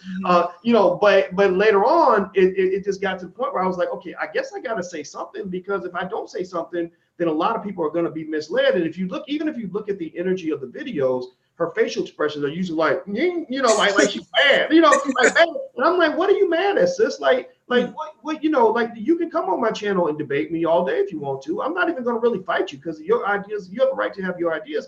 I'll come on your channel and debate you. How about that? Why don't we do that? But it's like this very just like angry energy. And I don't know who you're mad at, but I will say, if you're mad, get mad at the right things. You know, use energy in a productive way, because you're gonna kill yourself. You know, you're 50 years old or something. You're not a young person. That affects your physical health. Go ahead, Vicki. I've said more than I probably should have said, but you know, I've held that in actually for a couple of years. I never really addressed it, but I did put it out, and I'm not really going to keep on addressing that because it's not even good for me to address negative energy in that way, because I actually want to try to do productive things. Yes, sir. Well, the reason why I was saying that is because I want folks to know that good faith efforts to reconcile and to unify have been made on this end, okay? Have been made by Dr. Boyce Watkins. So that's what I want folks to know, that efforts have been made to unify with the co-founders. While folks are saying, I hear him saying, oh, you're trying to take over ADOS, and you didn't believe in this and you didn't believe in that. And that's another thing I wanted to ask you, Dr. Boyce, before I say a few more things is, would you help folks to understand the distinction that you weren't saying that we were never deserving of reparations and that Black folks shouldn't get reparations? Your point was about not hanging on, believing that our open enemies, our oppressors, was going to be so willing to give it to us, you know, with ease. And let you speak for yourself. I want to know your thoughts about that, because folks are saying, well, you didn't believe in it anyway, and you know, they're out there saying, but now you're trying to take over ADOS, you're trying to steal ADOS, and this kind of madness. Would you I'd be curious if you're addressing that. You know, I've never wanted to steal somebody's hashtag. And I would challenge anybody to go find any video where I said I did not support reparations. I have basically said I don't trust white folks. I don't believe white folks are going to come save us. I have said that as we pursue reparations, which you know, my position on reparations has been that I won't support a politician unless they agree that we deserve reparations. Unless they're willing to support reparations, I won't vote for them. So I believe we deserve it. But I also believe Black people should be doing for self. Building for self. I believe we can do anything white people can do. I believe that we should be building our own future instead of hoping that somebody else decides to do it for us. And I don't think that that's a completely divisive position. Like, I think that when I talk about unnecessary divisions, I've seen Yvette talk about do for selfers, you know, like it's like a toxic category. Like, if you're Black and you believe that you can do for self, if you're Black and you believe you can start a business, if you're Black and you believe you can build your own schools, if you're Black and you believe you can do things for yourself without white people's help, then you're an idiot and it ain't working and it's stupid. And I'm just like sitting there thinking, my God, is the answer for us to either hope white people come save us or to go jump off a bridge? Is that what we're hoping for? You know, and so I think that's the part where I'm sitting there thinking, why would I be an enemy to what you're trying to do? You know, somebody said, well, you had her do a show on your YouTube channel and you didn't pay her. That's, first of all, that's nonsense. I can show y'all receipts of $52,347 that she paid me over the course of several years. I mean, so and y'all tell me how many friends you have that have given you over $50,000. Like, tell me. And I'm gonna tell you this. Look, I was Dr. Boyce Watkins before I met Yvette Carnell. The reason she reached, I didn't reach out to her. She reached out to me because she needed somebody to help share her article. She took her article and said, Dr. Boyce, can you share this article on your platform? I said, sure. And then sharing my YouTube channel with other people does not benefit me. That's why I stopped doing it so much, because every now and then there's some people on, but they have to get vetted carefully, because what I saw was that people were going on the channel settling beefs, you know, saying, I want to get somebody because now I got a YouTube channel with 300,000 subscribers. I'm gonna go to, you know, and so people can rewrite history how they want. But again, there's receipts, there's videos out there. People really want to investigate, because you got some people that honestly, I believe that they're attracted to that kind of leadership because they're fucked up in the head too. Excuse my French. Yeah. Like they're mentally disabled. So if you look at their comments are, Boyce, you're a fraud. Boyce, you're an asshole. Boyce, you stole money. Boyce, you did this. Boyce, you molested a monkey, right? They're just real nasty people, right? So people like that, I don't really even want, I mean, if they come in and they want to be nasty, they can, but the mods are going to kick them out. I like to talk to people that have some damn sense. You know, people that realize that, you know, hey, I can build for self and still ask for reparations. Yes. Demand reparations, right? Like I'm looking for people like that. That's why I deliberately say, when I start my videos, that's why I deliberately say, this is a home for intelligent Black people. Yes. Right? You're an idiot. We don't want you here. Right. You don't count. Like, you know, if I got 3 intelligent people and 2 idiots in the room, in my mind, there's 3 people in the room. That's it. Yes. Can't have a voice because you've got people that just are in another space that doesn't make any sense. So again, I'm talking about just from a strategic standpoint. When I think about my friend, the person I've supported, y'all heard me talk about anybody's heard me talk about Simmons College of Kentucky and St. Stephen's Church on this platform. I talk about Simmons College all the time. I push for them. I don't know everything we've done for them, but we've talked to them extensively to help them. Dr. Kevin Cosby has been a friend of mine for many years, and so, you know, so to me, I think one of 1,000 examples I could give you of the fact that I have helped Yvette, and you can't name too many areas where she's helped me, other than she can say, well, I wrote articles on his website or I did videos on his channel. That's debatable, right? If I go do a video on Tariq Nasheed's channel, you could say I'm helping Tariq, right? Or you could say he's helping me by giving me access to his 300,000. He will be helping me. Believe me, if Tariq Nasheed tomorrow said, hey, Boyce, I want you to come on my channel every week and do videos, and you get to make my audience your audience, I would say yes. And I wouldn't charge him a nickel. In fact, I would pay him money for that, because people who understand business know that corporations pay millions of dollars to get access to an audience. Yes. Advertising is required for a business to grow. So ultimately, at the end of the day, do I run a business? Absolutely. Why? Well, because we can't have a bunch of people just yapping on the internet and it can't generate income, can't create another Black person, you know, can't help anybody else, can't, you know, living in their mama's basement, you can't have that. So basically what I would say is that, you know, when I saw that Yvette was holding the ADOS convention at St. Stephen's Church or at Simmons College, I remember thinking, gosh, you know, I don't know, I wonder if Kevin Cosby even is aware that Claude Anderson was one of the people that she attacked. And I've spoken extensively to Pastor Cosby about how much we both love Dr. Claude Anderson. We would see him regularly to check on him. I'd see him, he'd say, so how have you talked to Dr. Anderson? How's he doing? I'd say, oh, he's doing good, blah, blah, blah. And this person's coming in your church, using your church after dissing the Black church, mind you, right? This is why you gotta be careful. Yes. You know, you can't bite hands and expect them to feed you at the same time. That's right. Thing to do. So you're attacking the Black church on one hand, attacking Claude Anderson on the other, and then going to hold your convention probably for free. They're probably not charging any money at a Black church run by a man who loves Dr. Claude Anderson. That's just bad. If I was still talking to her, I would say that's not good strategy. You shouldn't do that. That doesn't make, you know, do you really got to go after an 84-year-old man who's been fighting for reparations? Is that really going to help your reparations movement? So if you're attacking people who have fought for reparations, you know, Francis Cress-Wellesley, Louis Farrakhan, Dr. Claude Anderson, etc., who believe in reparations, who will support your cause, then that means reparations can't be your main agenda. That can't be your main objective. Yes. Right? So the question then becomes, and this is where it gets into that space of people saying, well, what's really going on? Is the question is, if reparations isn't your number one agenda, then what is your agenda? Right? Go ahead, Vicki. I'll let you talk. No, I wanted you to. I thank you for giving us that insight. But I want folks to see also our talk here as also getting the other side and perspective and bringing clarity to stuff that's been out there. I want you all to see this as that, and to keep this in mind, that disagreement does not mean disrespect. We are showing elements of disagreement with our sister and with the co-founders of the #ADOS movement. And we're drawing questions. We're speaking about certain things that have been said, and we're bringing clarity to it. But I also stand by what I said a few minutes ago after she did that hit piece on me personally. I want to know from the family, from this co-founder of ADOS, what does that, why would she do that? What does that have to do with ADOS? What does it have to do with us getting reparations? And then she didn't stop there. After she did this piece on me the other day, Dr. Boyce, it was so many ugly comments, but thank God it was a few level-headed, intelligent people that was in the chat. Again, I don't follow her, so someone alerted me to this. And I'm looking at a picture right now. And one of the things that she said from this FBI website piece that she took and put up about me, as well as something from Facebook that shows that I was activist and shows that I was formerly incarcerated. That's what some of the people told her. They told her, Vicki doesn't hide this. I said, she's done shows on this. Well, she says this, what? Is this true?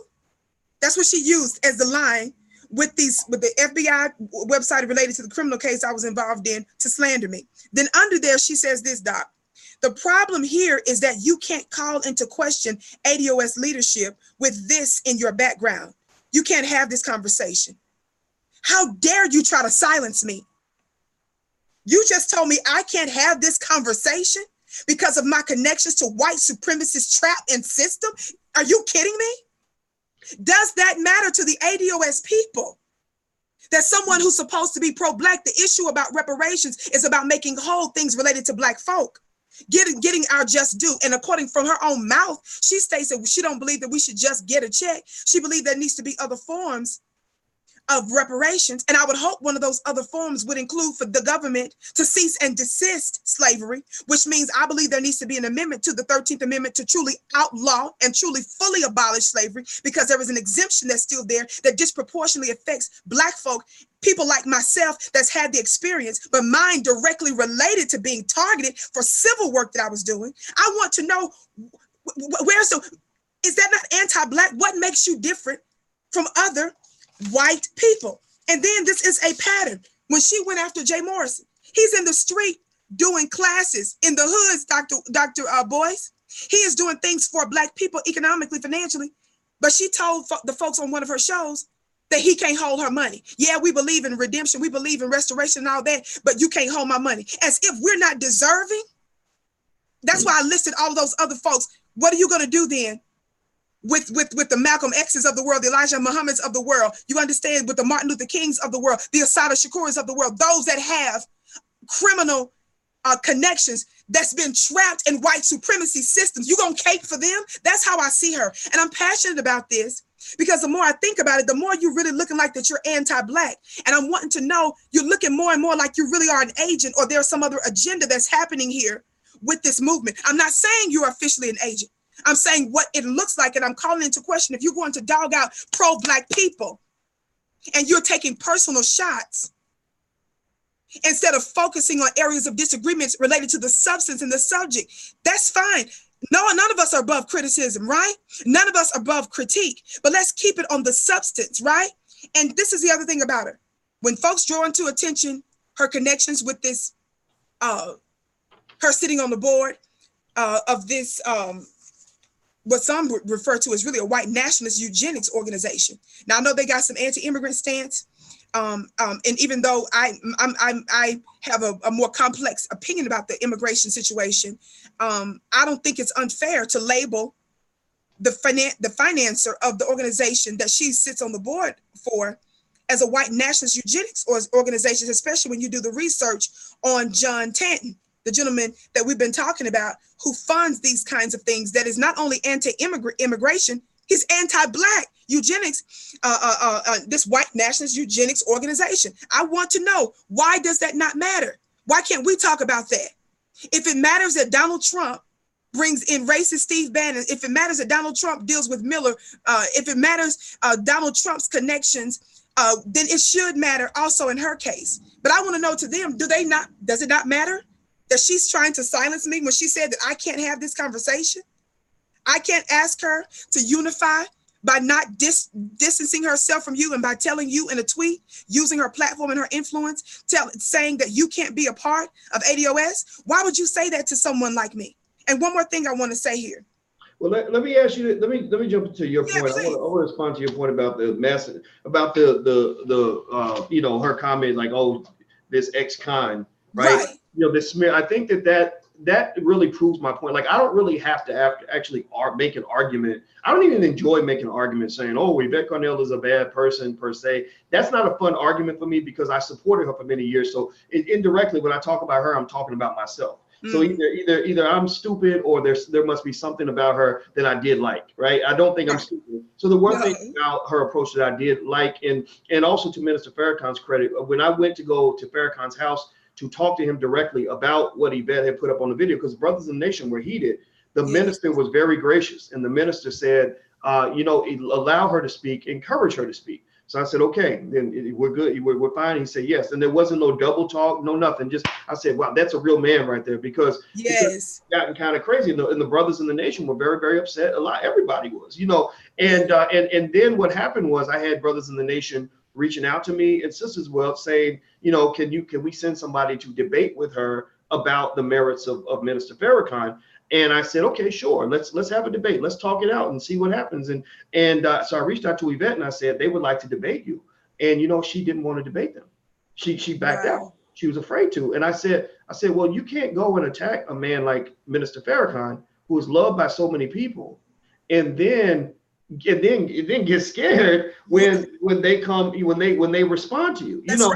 And I think that she was feeling maybe threatened or feeling nervous. And I said, they ain't nobody, you know, showed up at your house with a baseball bat. You know, they just wanted to have a chance to do exactly what I gave you the chance to do, which is their piece. So I had the brother on from California, a young brother. I can't remember. Brother Talib, yes. Yes, but he did a great job and he laid his points out. Again, y'all, I want y'all to know, don't believe me. Just go look at the videos. The receipts are out there. And the brother just lit it. I mean, he did a great job. I said, wow, this is an impressive young man. Yes, he is. And I will say this, Yvette was very upset with me for letting him talk. She actually said to me what a lot of people are saying about what I did with Talib Kweli. They're like, you didn't really press him. You didn't challenge him. You didn't put, you know, yeah, but I'm not a journalist like that. I am a teacher. As a teacher, you let one student talk and share what they think. And then you say, well, what do you think? You know, and that's how I operate. I'm not, you know, I don't have Roland Martin skills where I can interject and talk over you and interrupt you and say, well, what about this? That's not my goal. My goal is to let all the ideas get out on the table because I respect the people listening. I respect every member of ADOS that has good intentions. I respect every single one of them. And I believe that at the end of the day, they have to lay out the facts and pick what they believe in and support that. And not get caught up in saying, well, because this person said, because Boyce said it, I'm going to do it, or because Yvette said it, I'm going to do it, because Vicki said it, I'm going to do it. No, you need to do it because you said you're going to do it. You need to be your own black. That's right. So that was just me sharing. Again, these are things I haven't talked about much. I held it in, but it's like, well, since we're talking now, let me just let it all out. Yeah. But the other thing too is that mass incarceration thing. I was very disappointed that she wrote you off as an ex-con. Yes. Actually, she just tweeted. Apparently, I got an alert, but you know, I don't follow her. That's why I didn't know that she did the hit piece on me. Someone told me about it. Well, while we were talking, apparently she did some stuff on you and I and Brother Talib, and that's one of the things that I'm told she said was she called me and she said some stuff about you and him, and then she ended it by saying with that ex-con talking about me. Right. And I saw when she took the file and tried to shame you, for having endured, you know, the mass incarceration epidemic. Yes. So what I want to do is ask everybody in this room. Everybody answer me, damn it. Don't just sit here and watch. Yes or no? Do you have a loved one or a friend or yourself that has been in prison before, that has experienced the mass incarceration epidemic? Say yes, I have, or no, I have not. If you have nobody in your family who has never been to prison, say no. If you've had somebody in your family, a loved one, a friend, you know, Nipsey Hussle just died. I don't know what Nipsey Hussle's situation was with the law. I didn't check him like that. I didn't care. But I bet you, if I asked Nipsey, have you ever had a bad interaction with the cops, or did a day or so in jail or whatever it is? Yes. He might say, do you got any homies that been locked down that are good people but got caught in a bad situation, either because they made a mistake when they were young, or the police just targeted them, right? Like they would say, yes, tell me yes or no. Everybody answer me, damn it. Don't just sit and watch. Answer me. Right. I'm seeing nothing but yeses all the way up and down. So I think that as Black people, anybody who loves Black people can at least agree. Again, I'm looking for common ground. I'm looking for the reason why I disagree with you. I'm looking for the reasons we can build. Any Black person who gives a rat's butt about Black people as a collective can at least get to the point where you understand that there's a difference between a person who has been incarcerated or in a person who is a bad person who's unethical. Now, all of us know, like I'm sure when you had to, when you went away, Vicki, I'm sure you met some people. Absolutely. You were thinking, yeah, she need to be in prison. Like we got some people in our community that need a little, they need to be disciplined. Let's say that they're not good people, but there are a lot of good people who've done time. Some of y'all got, a lot of us got sons and nephews and uncles and parents that, my daddy, my biological father went to prison. My uncle, who was the greatest role model, or he was a mentor for me. I loved him to death. He was like an older brother for me. I remember crying when I was 11. I remember being in tears because he went back to jail, and this mass incarceration epidemic created by everybody's buddy, Bill Clinton, it's affected millions of our families. So when a Black person just says, oh, I'm not going to listen to this person's an ex-con. What does that have to do with the price of tea in China? Yes. Because here's the thing, right? Now pay attention. Now I'm gonna lay this out. This is for intelligent Black people only. The idiots ain't gonna get it. They just gonna keep saying idiot stuff. So keep on being an idiot. I'm talking to the intelligent people in the room, and I want you to answer me this. What if I went to you, Chris, or Marilyn, or Rajo, and I said, so who do you think is going to win the NCAA championship?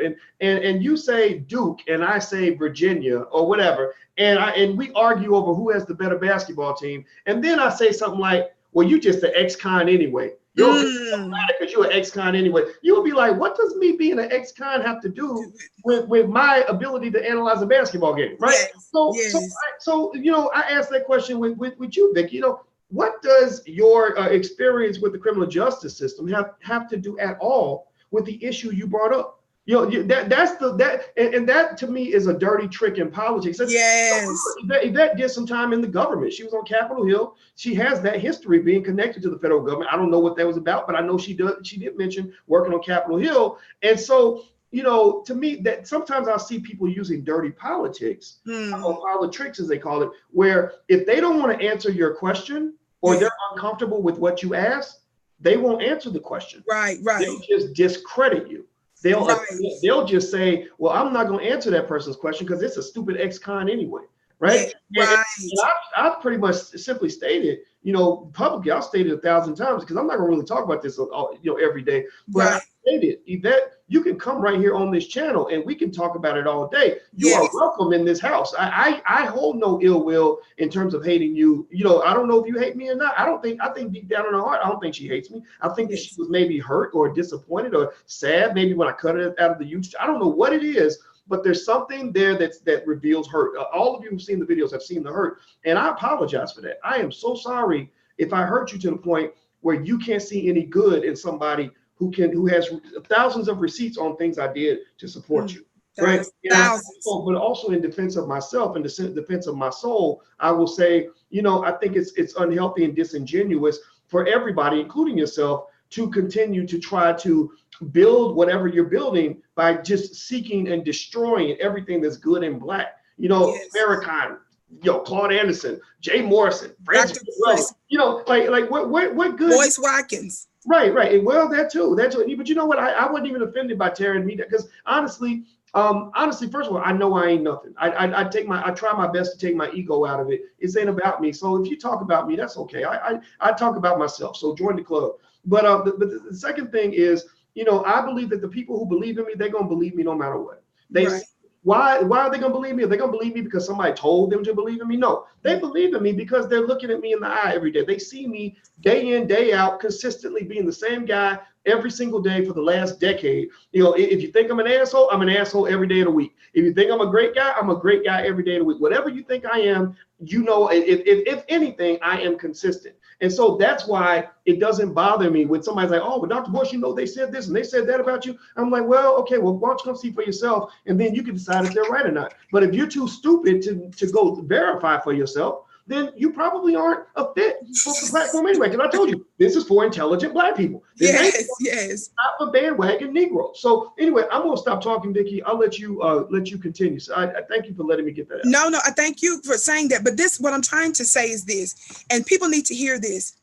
Again, disagreement does not mean disrespect. And I think it's important. And I'll use the phrase that Talib used, and that is to cut the cancer. What do I mean? My goal, I'm not going to spend my energy though trying to destroy the ADOS movement. That's not what, because I am an American descendant of slaves and slavery. But I'm not going to even focus my energy on the hashtag. My focus is we're in agreement about reparations, but we're talking about this, family, and that's what I want the listeners to make sure they take away from this. We're talking about this because we need to become unified, but we need to tell the truth about what's happening now. We need to ask the hard questions now. We need to do our scrutinization and our investigation now. We need to start holding each other accountable now, so that way we can be a united front when it comes down to us presenting our Black agenda to the world, especially when there is this presidential election coming up. That's a pivotal moment for us because it has to do with who rules over us. And it's an opportunity where a bright light and a great megaphone will be placed before us. They're already talking about it because of the work of the new Black media. And so we want to keep the pressure on, but we want to be able to close ranks, but we can't do that without first discussing some of these issues. So that's number one. So that's not disrespectful. We need to do that. Again, cut the cancer. You don't let a cancer spread. You got to deal with it. And that's what we're doing today by telling the truth. The other thing is, I don't want the listeners, don't move on to the next question without answering this question. Does it matter that we're seeing a pattern with the leadership there of Antonio Moore using his tweet to tell you, Dr. Boyce, they don't want you? I want to know, does that matter? Does it matter that Dr. Boyce said, let's put aside the pettiness? Does it matter that he said, hey, what can we do to work together? Does it matter that you have texted and you've called her? Does that matter? And does it matter to you all that the co-founders there have not agreed to do so, have not agreed to come together to unify? Does that matter? Does it matter that Yvette Carnell put out a tweet, numerous ones, telling you, Dr. Boyce, she doesn't want you a part of ADOS? Does it matter to the folk that her first interaction to Brother Talib on her tweet was, I don't know why we should be concerned with what you think anyway? Does it matter that she did a hit piece on me the other day, and underneath the caption, I want to try to pull it up real quick. Give me just a quick second, family. Underneath that caption, I think is this it? Underneath that caption, she says, the problem here is, this is about me, that you can't call into question ADOS leadership with this in your background. You can't have this conversation. Why is she trying to silence pro-Black voices? Who anointed Yvette Carnell to do that? I take great offense to that. I'm a spiritual person, Dr. Boyce. One of the things that the scripture says is this, and even though I'm a student in the Nation of Islam, they teach from both books, but we teach interpretation, the proper interpretation, not the white man's twist and interpretation of scriptures. But guess what one of the scriptures says in the Bible? And I think it's a universal principle. It says, not many wise men of the flesh, not many noble, but God chooses the foolish things of the world to confound the wise. So I want to let you, these bougie Black elitists that's popping up all over the place, that thinks that you're better than somebody else, that you're running around here just acting as petty but as arrogant as you possibly can. Look, I don't mind looking like I'm nobody.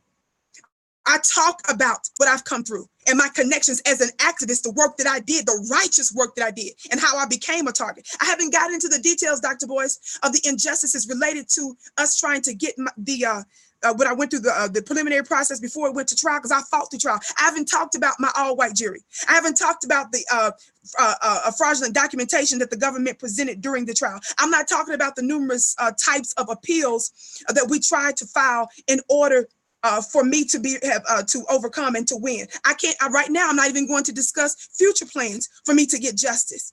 But setting all of that aside to my case, right? Setting all of that aside, what does this say about the leadership who's supposed to be pro-Black, and you're dissing Black people more than I have ever had a white supremacist troll or drag me on the internet, especially since I have been a contributor on FlyNubianQueenTV.com. What does that say about her? That's very arrogant. And the Nation of Islam is as far as they are. They've influenced the world that they have by a man who didn't get more than a 4th grade education, Dr. Boyce. A man that didn't receive more than a 4th grade education, but who said he had met with God. Malcolm X, I don't think he went beyond, what, 8th grade? So are you going to throw those people away? Let's throw away Assata Shakur. Right now, Assata Shakur is still in Cuba, Dr. Boyce, with a $2 million bounty on her head. And do you know that her bounty was $1 million? It was just in recent years that a bounty was increased. I believe it was under the Obama administration. Are we going to throw away Assata Shakur, Miss Yvette? Are we going to throw away Mumia? How dare you? And I want to know from the ADOS people, does that matter to you that we are throwing away your leadership, as arrogant as they are? You can't have this conversation. Oh, baby, I don't mind looking like nobody, Dr. Boyce. I don't mind looking like nobody, but I believe that there is a God that speaks through me from time to time. I believe I'm backed by the ancestors, and I believe I display some level of intelligence. So I'll let Allah, God, and the people decide that.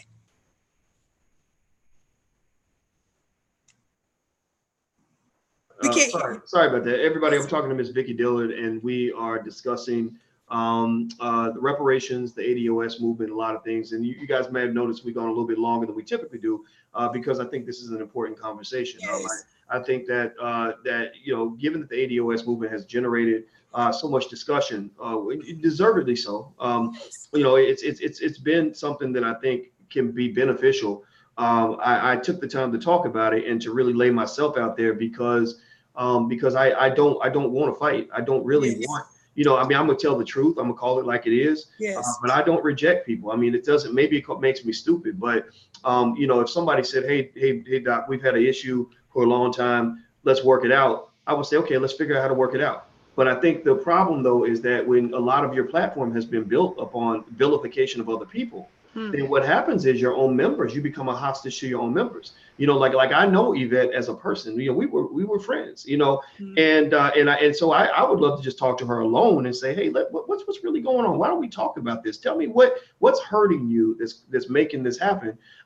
It would be a different conversation than the one that happens when everybody's flexing in public. That's right. That's why I tell people, when you get into any kind of relationship, and not that Yvette and I ever had any sort of male-female relationship. We know that she doesn't. From what last time I checked, she doesn't date men. She dates, Right. She's a lesbian. She's a lesbian. Right. I'm not dissing it all. It is what it is.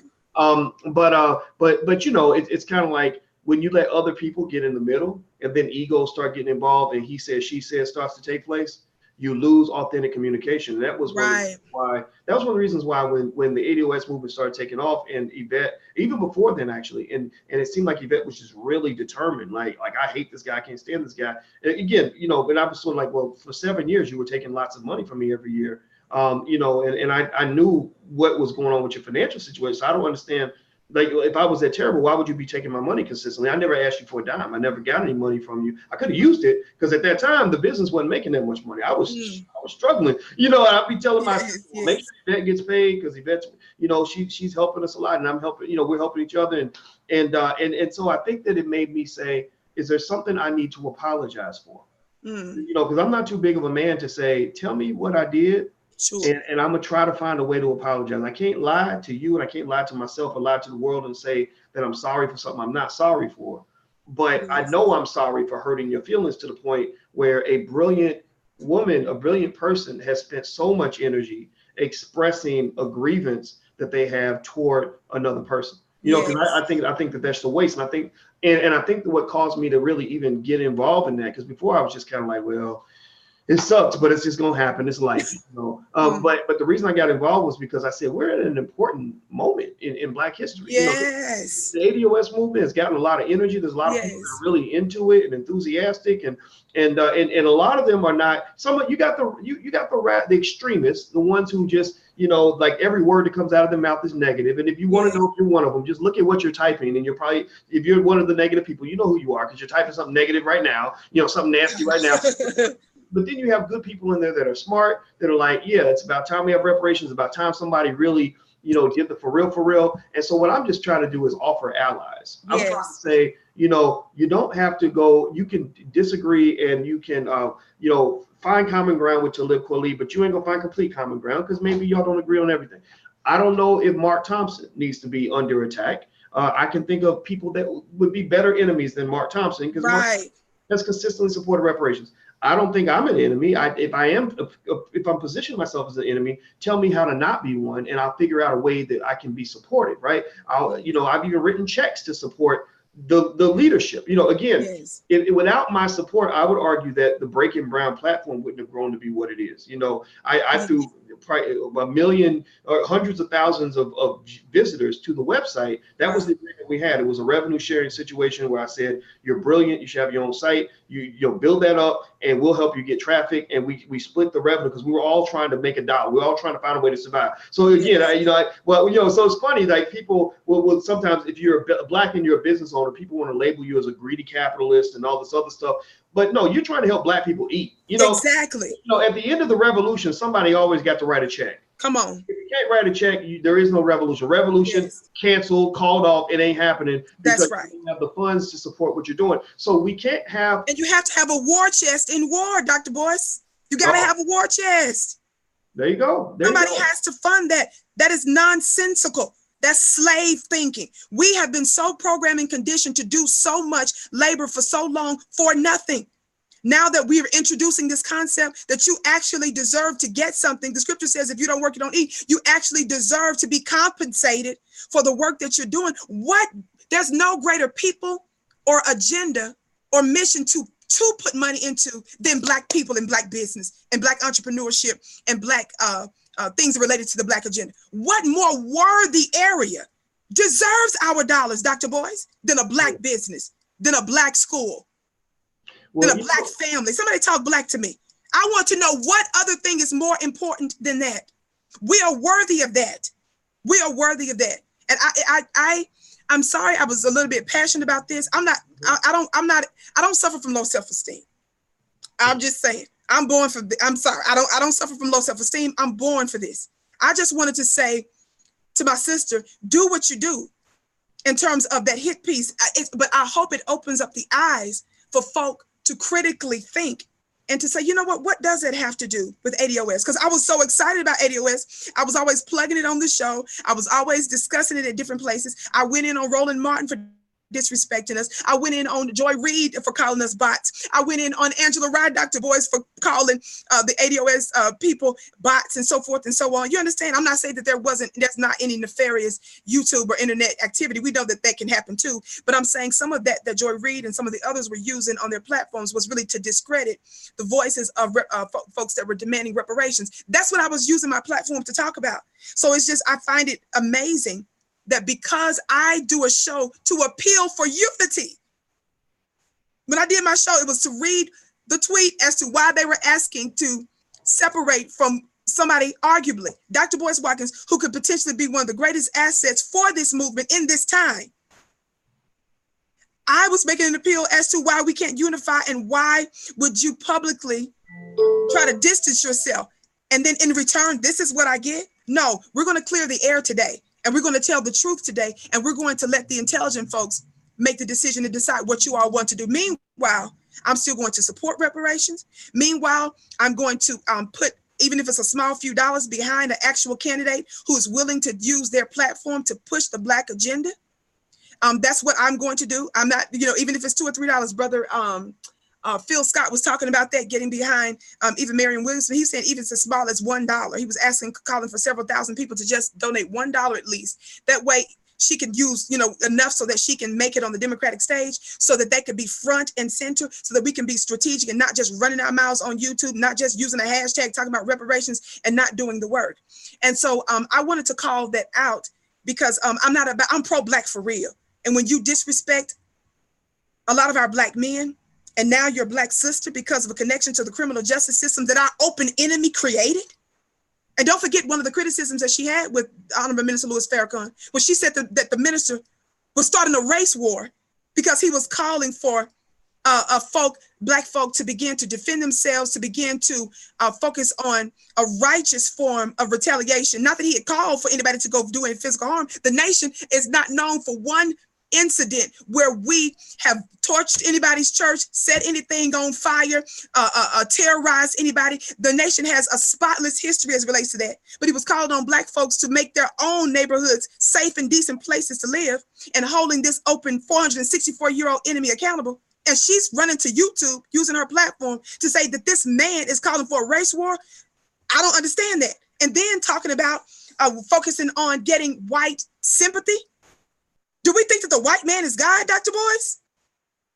If you think the white man is God, then you would tell Black folks you don't believe in them starting their own business. A person that thinks that the white man is God would tell you not to do for yourself. See, Harriet Tubman was a do-for-selfer.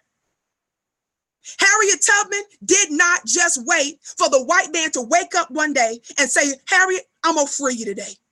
She took some stuff into her own hands, did she not? Harriet Tubman is a do-for-selfer. We still demand, we have a righteous demand for reparations because it's a bill, it's a debt they owe us. It's not a handout. We don't, not just welfare, you owe us. But at the same time, we can take what we have, Dr. Boyce. We can take what we have, and in the meantime, operate as a nation within a nation by supporting Black businesses, by building Black institutions. What's wrong with that? I don't believe that the white man is God. I believe in the supremacy of the mind of the Black man and the Black woman to do for ourselves, and at the same time, holding our open enemy accountable. Well, everybody who's watching, I'm speaking to Miss Vicki Dillard from FlyNubianQueenTV.com. We're talking about a lot of things. Talib Kweli he was here for an hour, but we continued the conversation because there was more to discuss.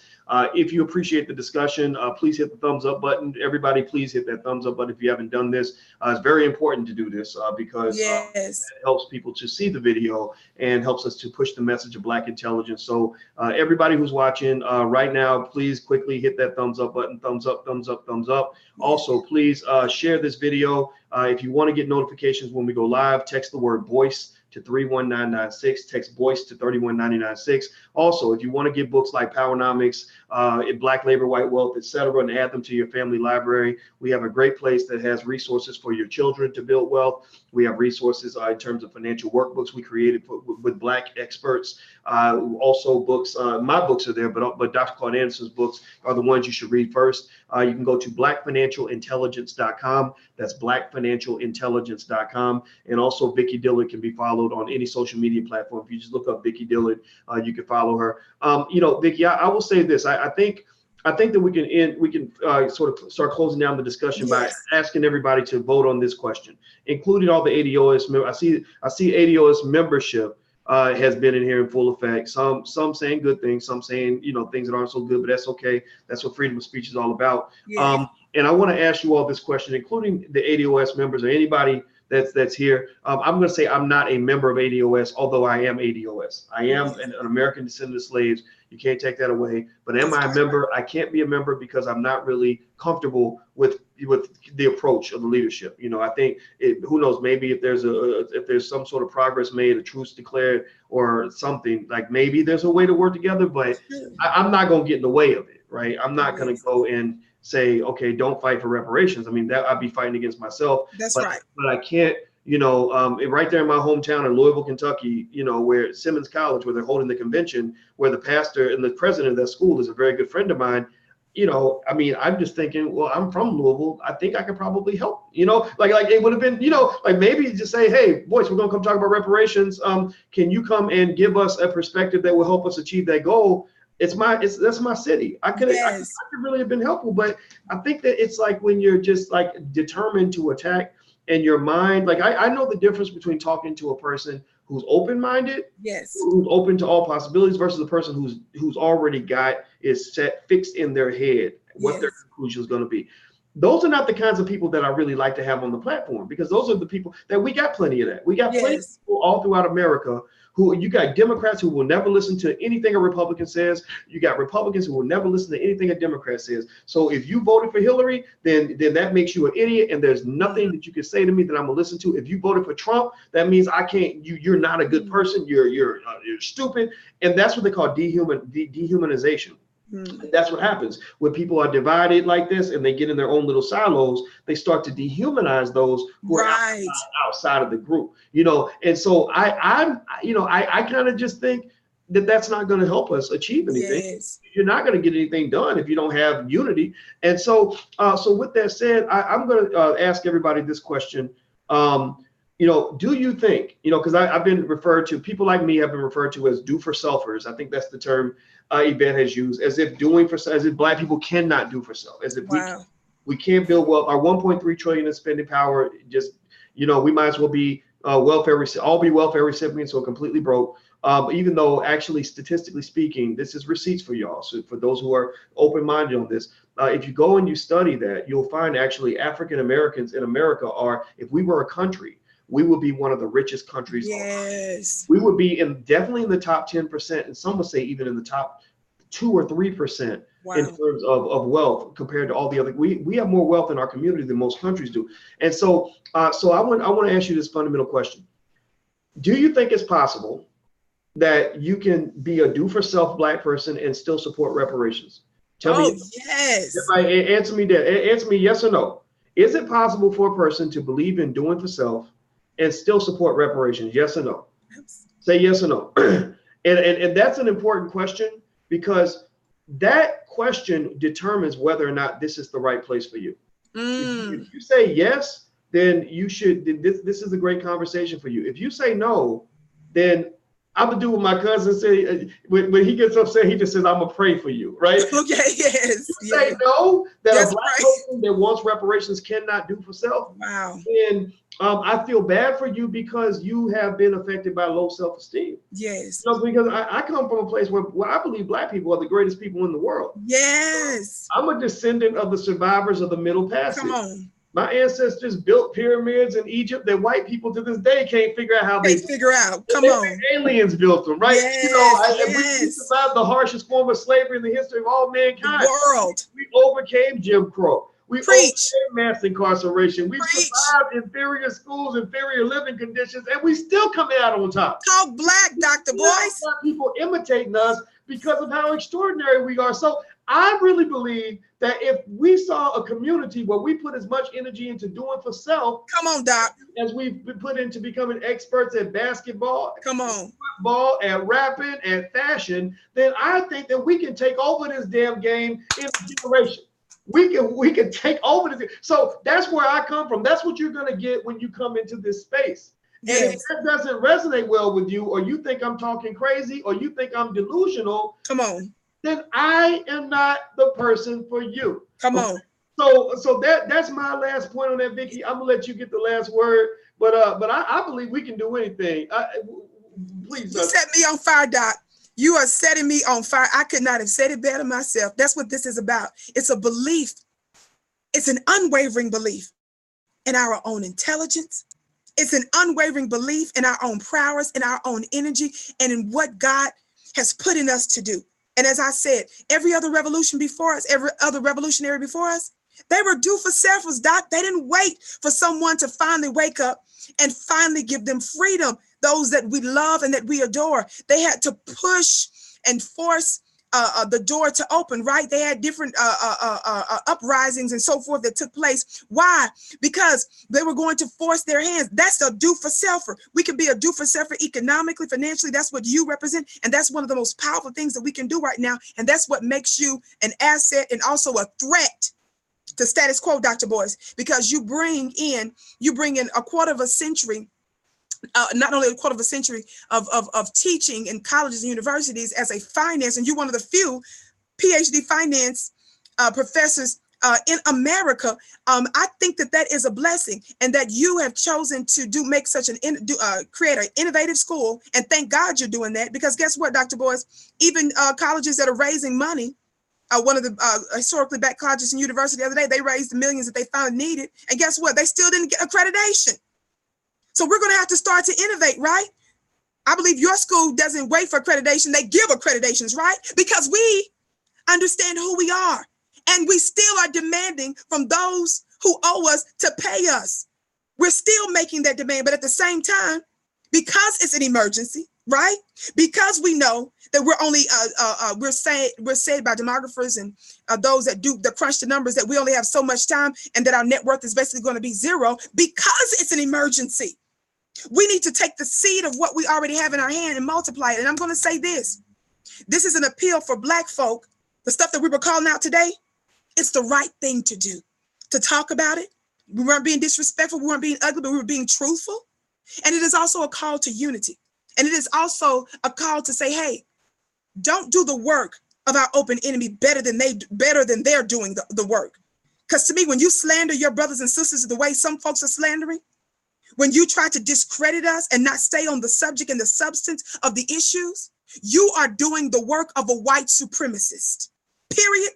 Point blank and end of story. And we're going to call you out about it. And we're going to move forward with those who choose to unify with us so that we can get these reparations. And in the meantime, do for self. And that's why I love the fact of being a student in the Nation of Islam, because that's exactly what they've been teaching for almost 100 years. And that's why I love to be connected to the great Dr. Boyce Watkins, because that's what you talk about and that's what you live. And you have this unwavering belief in the intelligence and the ability of Black people. I think that's a beautiful and an encouraging thing, Dr. Boyce. And that's what I just wanted to say, end on that. And thank you so much for this opportunity. And again, shout out to our brother Talib, who came through today for an hour. What a wonderful conversation. And like he said, he'll reach out and hopefully we'll keep it going. All right, all right. And I see our friend Sam says, I'm not co-signing this do for self BS. Yeah, well, you shouldn't co-sign, man. You know, I just hope that you can find your strength somewhere. Because I'm not a believer that we're going to get it from our oppressor. Dr. Boyce, it only takes a small group of us, right, to make the right change, right? It only takes a remnant, a small group of people. We ain't begging nobody who don't want freedom to come, but we don't want you to stop us from making the announcement to those who would like to. Yeah, well, you know, at the end of the day, what's going to happen is, you know, after the do for self group, which is really should be all of us, after things are built, after those initial leaders go out and build something for the next generation, the children of those who didn't build anything will be able to come there for a job. You know, they'll be able to say, I'm gonna go get a job in my community because I don't care what you know, where your position is. I don't care if you believe you know what Yvette Carnell says, or if you more of a fan of what somebody else says. Everybody needs jobs. Everybody needs money. And I do know that, you know, when I wrote those checks to Yvette, she did not return the money. Okay. So I think at the end of the day, it's like we need all of that. Don't make me do it. No, go ahead, do it. You can do it. but anyway, but it's not to ridicule anybody. And I see some people in there. I saw somebody said, I'm here for Vicki. I'm giving Boyce the side eye. But that's okay. You should be giving me the side eye, because you shouldn't be trusting anybody but yourself at the end of the day. You know, ain't no such thing. There shouldn't be such a thing as necessarily a Black leader, in my opinion. You don't need that. Let me just say that. I believe there's a Black leader in your household. There should be a Black leader inside your soul. You are your own greatest Black leader. And so I'm merely an advisor. And you may hate me, and that's okay. I'm okay with you disliking me, but you can't argue that I just don't know what the hell I'm talking about. Okay, okay. Right. I don't advocate throwing away Black people. What's wrong with us? We have been through 464 years of oppression and trauma, unlike any other people, and you just going to throw us away? But yet, when I listen to your commentary, when I listen to you, your appeal to white people, it's like that you're a little puppy. You understand what I'm saying? We're giving them the benefit of the doubt, and we're acting, you know, like, you know, no, I don't believe in disrespecting our own people and treating us worse and throwing us away. We're supposed to be trying to, you know, have a united front here, not using our platforms to tell other folks that they can't be a part of something that they already are. No. I need to see that kind of energy, that same level, and I'm gonna shut up. I need to see that same level of energy in the direction of our open enemy. That's what I need to see. Not when I watch you're sitting there sucking up to white folks and treating them like they're God. I don't mean to be disrespectful, because we're supposed to be tacticians. We're supposed to be very strategic in warfare. We understand that. But at the same time, don't sit there and just call out our brothers and say, tell them all of them, everybody so far, you tell everybody, shut up, shut up, shut up, shut up, and they can't be a part. No, I don't think so. I don't think so. I'm not throwing away our Black men. I'm not throwing away my people. What do we look like after what we've gone through? I'm not throwing away our people like that. Unless you're trying to be a willful agent for white supremacy. Now, that's a different story. If you're being a willful, you understand too, for them, that's a different story. That is what makes it difficult, because there are agents out there. And when I was coming back from Guyana, I bumped into, it was real weird. It was 5 o'clock in the morning. Did I ever tell you about that, Vicki? I was on a flight from Guyana. The powerful people you were on the plane with? Yeah, well, I ran into Brother Nuri Muhammad in the airport. I said, that's strange. I'm in Guyana at 5 in the morning, and I bumped into Nuri Muhammad. And then I bumped into the other brother, the scholar, oh my goodness, Anthony Broward, Tony Broward. Yeah, you know, and we were sitting like 2 rows from each other, like in the 2 rows. I was on one side, Dr. Broward was on the other, Brother Nuri was 1 row ahead of him. And I said, oh, wow. I was nervous. I said, this can't be flying back from Guyana at 5 o'clock in the morning. Crazy. I mean, blew my mind. And Brother Broward, he recognized me first, and we talked. And one of the things he was talking about is, he said, you know, he spoke to me about some people in the community. And he didn't bring up Yvette Carnell, but he talked about people in the community. And he said, you guys got to be careful. He said, because we had a lot of momentum in the 70s and the 80s.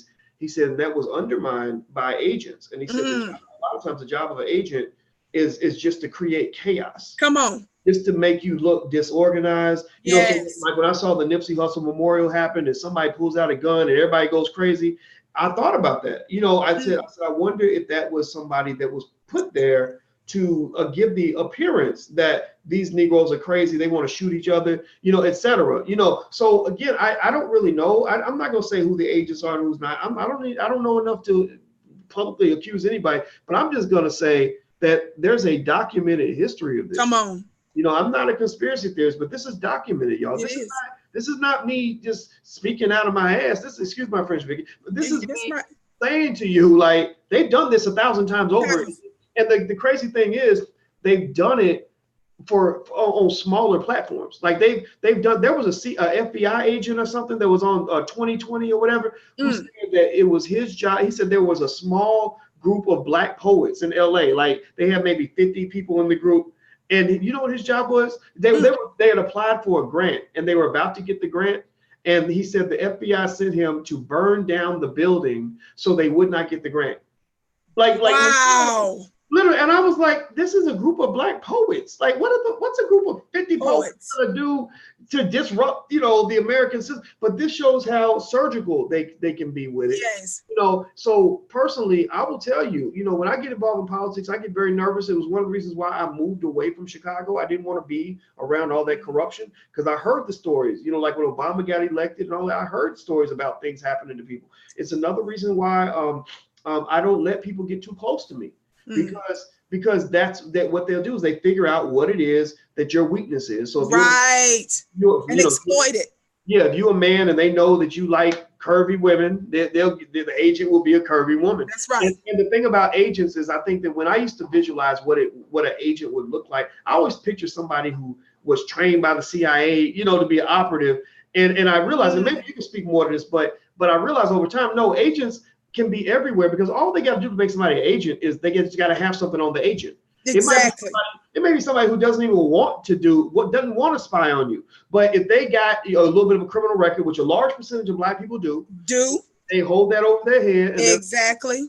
You don't want to go back to jail, then give us some information. So either you will be separated from your kids for the next 20 years, or you got to go ahead and snitch on this person or spy on this other person. So that really does happen. And so I think at the end of the day, my point on all this is I'm not sitting here insinuating somebody's an agent. That's not where I'm going with this. What I'm going at is that we know that there's probably somebody out there that's doing this, right? Because the last FBI, CIA ain't stopped doing what they do. We know what they did to South Central and all this other stuff. Exactly. And I'm saying that perhaps one of the things we can do to minimize the impact of this malicious behavior is to find a way to get along. Yes. Stop fighting, stop, you know, attacking and discrediting and all this other stuff. And you know, this will be the last time I even address this whole issue you know, in terms of ADOS and Yvette and all that, because I don't want to be mean to the people that join ADOS. I respect everybody in there, and I even respect the leaders, you know, but it's just kind of like, come on now, like this is not getting anything done. Yeah. I want to know, what progress have you made? What are you getting done? If you show me what you're getting done, then I want to hear more. But if all you can do is tell me why you think Claude Anderson is worthless, or why you think this other person's bad and all this other, then that sounds to me like you're just a person trying to get views on your YouTube channel, which is fine. That's how you make your money or whatever, but that doesn't mean you're actually progressive and supportive for the Black community. You're not helping the community to grow. Vicki, I'll let you get the last word before we go. Everybody hit the thumbs up button, please. If you haven't hit the thumbs up button, please do that. Make sure you hit the thumbs up button. So go ahead, Vicki. I'll let you get the last word before we head on out of here. Well, I think you ended it well. And to be sure, like you said, and not about labeling certain people as agents and stuff, but you know what? Sometimes, Doc, you can act as one functionally, even if you're not one officially. Your behaviors, if you're undermining Black people, if you are doing hit pieces on Black folk who are trying to help Black people build businesses, if you are doing hit pieces on folks that are using their platform to give good content, to inform and to inspire Black people, if you are using your platform in order to denigrate Black people, sometimes the powers that be, or shall we say the powers that shouldn't be, give those individuals a leeway that they normally wouldn't give somebody else. So sometimes you can be a part of the agenda unsuspectingly. You see, there's those that are officially and those that are unofficially. And so I'm saying, let us be aware not to do that. And that's why we're spending this time on the show to address some of the stuff that's been out there in the digital world, and to bring our perspective, to bring our truth to it, and allow you all to think for yourselves, allow you to make your own decisions. But we have the right to discuss those things, and to also say, hey, don't you think this is kind of undermining Black people when you do stuff like this? And I'm not going to apologize for calling those things out. We need to call those things out, because it's not okay. As our brother said earlier, you cut out the cancer. You want to know if there's cancer in your body somewhere, because you don't want it to do what? To spread. And you don't want it to bring death. You don't want it to be a fatal thing. So no, we're going to discuss it. We're going to call it out, but we're still talking about moving forward. We're still talking about unity. We're still talking about focusing on ultimately our goal, which is reparations. And so that's the main thing here. And that's all I want to say about that. And thank you so much for allowing me to be a part of this today. Well, thank you, Vicki. I appreciate your time, and everybody who's been in here, I appreciate your time as well. I especially appreciate those who came in to express dissenting points of view. I hope that you are open-minded enough. Here's a test to see if you're a hater or if you're a thoughtful person. A hater is somebody who just hates everything, and they can go in and listen to somebody for an hour and their opinion doesn't change at all. Whereas I think a person who's open-minded can say, yeah, I can see some of your points, but I don't agree overall, but I see some of what you're saying. Yes. So people in that second category are the ones who should be here. Everybody else, you know, that's fine. There's plenty of other channels you can go to, plenty of other spaces you can go to. Because you come in here, I got a whole army of moderators that'll block you and shut you down. Yes. And that's because we got work to do. We got work to do. We got things to build. We have things that are going to employ Black people. We have things that are going to generate revenue. We're trying to write the checks for the revolution and help fight the revolution. So we need a war chest, Dr. Boyce. Yes. Yeah, we trying to get some stuff done. We're trying to employ some Black folks and some Black families. So, so you guys take care. And just so you guys know, one school that we've adopted in Chicago is Freedom Home Academy International. Those of you who are looking to educate your own children and get your children in a good space, go check out Freedom Home Academy International. Look them up on the internet. You can make a donation to the school. We made a donation. We gave them $5,000. And also, if you live in Chicago, I suggest you consider enrolling your child. That's awesome. That's just, you know, one thing I want to throw out there for everybody. Everybody, please hit the thumbs up button before you go. Thumbs up, thumbs up, thumbs up. Yes. Also, if you want to get text notifications when we go live, text the word voice to 31996. Text voice to 31996. We are also on iTunes. So if you want to hear the podcast on iTunes, just go to iTunes, look up my name. You can find it there. Vicki, follow Vicki. Everybody, please follow Vicki on. You can look up Vicki Dillard. Look her up. She's on FlyNubianQueenTV.com every day, every single Monday through Friday at 6:30 p.m. Eastern time. But then also you should follow her social media on Twitter, Instagram, Facebook, and all that stuff. And last but not least, if you want to get books for your children, financial flashcards for your kids, you want to make sure your kids are financially literate. We believe every Black child should know how to start a business by the age of 12. They should know how to invest in stocks by the age of 12. They should know real estate by the age of 12. You can go to blackfinancialintelligence.com. That's blackfinancialintelligence.com. So let's just keep on building. Let's keep moving forward because we're about to win this thing. So take care, everybody. Love you guys. Love you too, Vicki. You too, Doc. Thank you. Thank you, sister. I'll see you soon. Bye-bye, everybody. Bye-bye.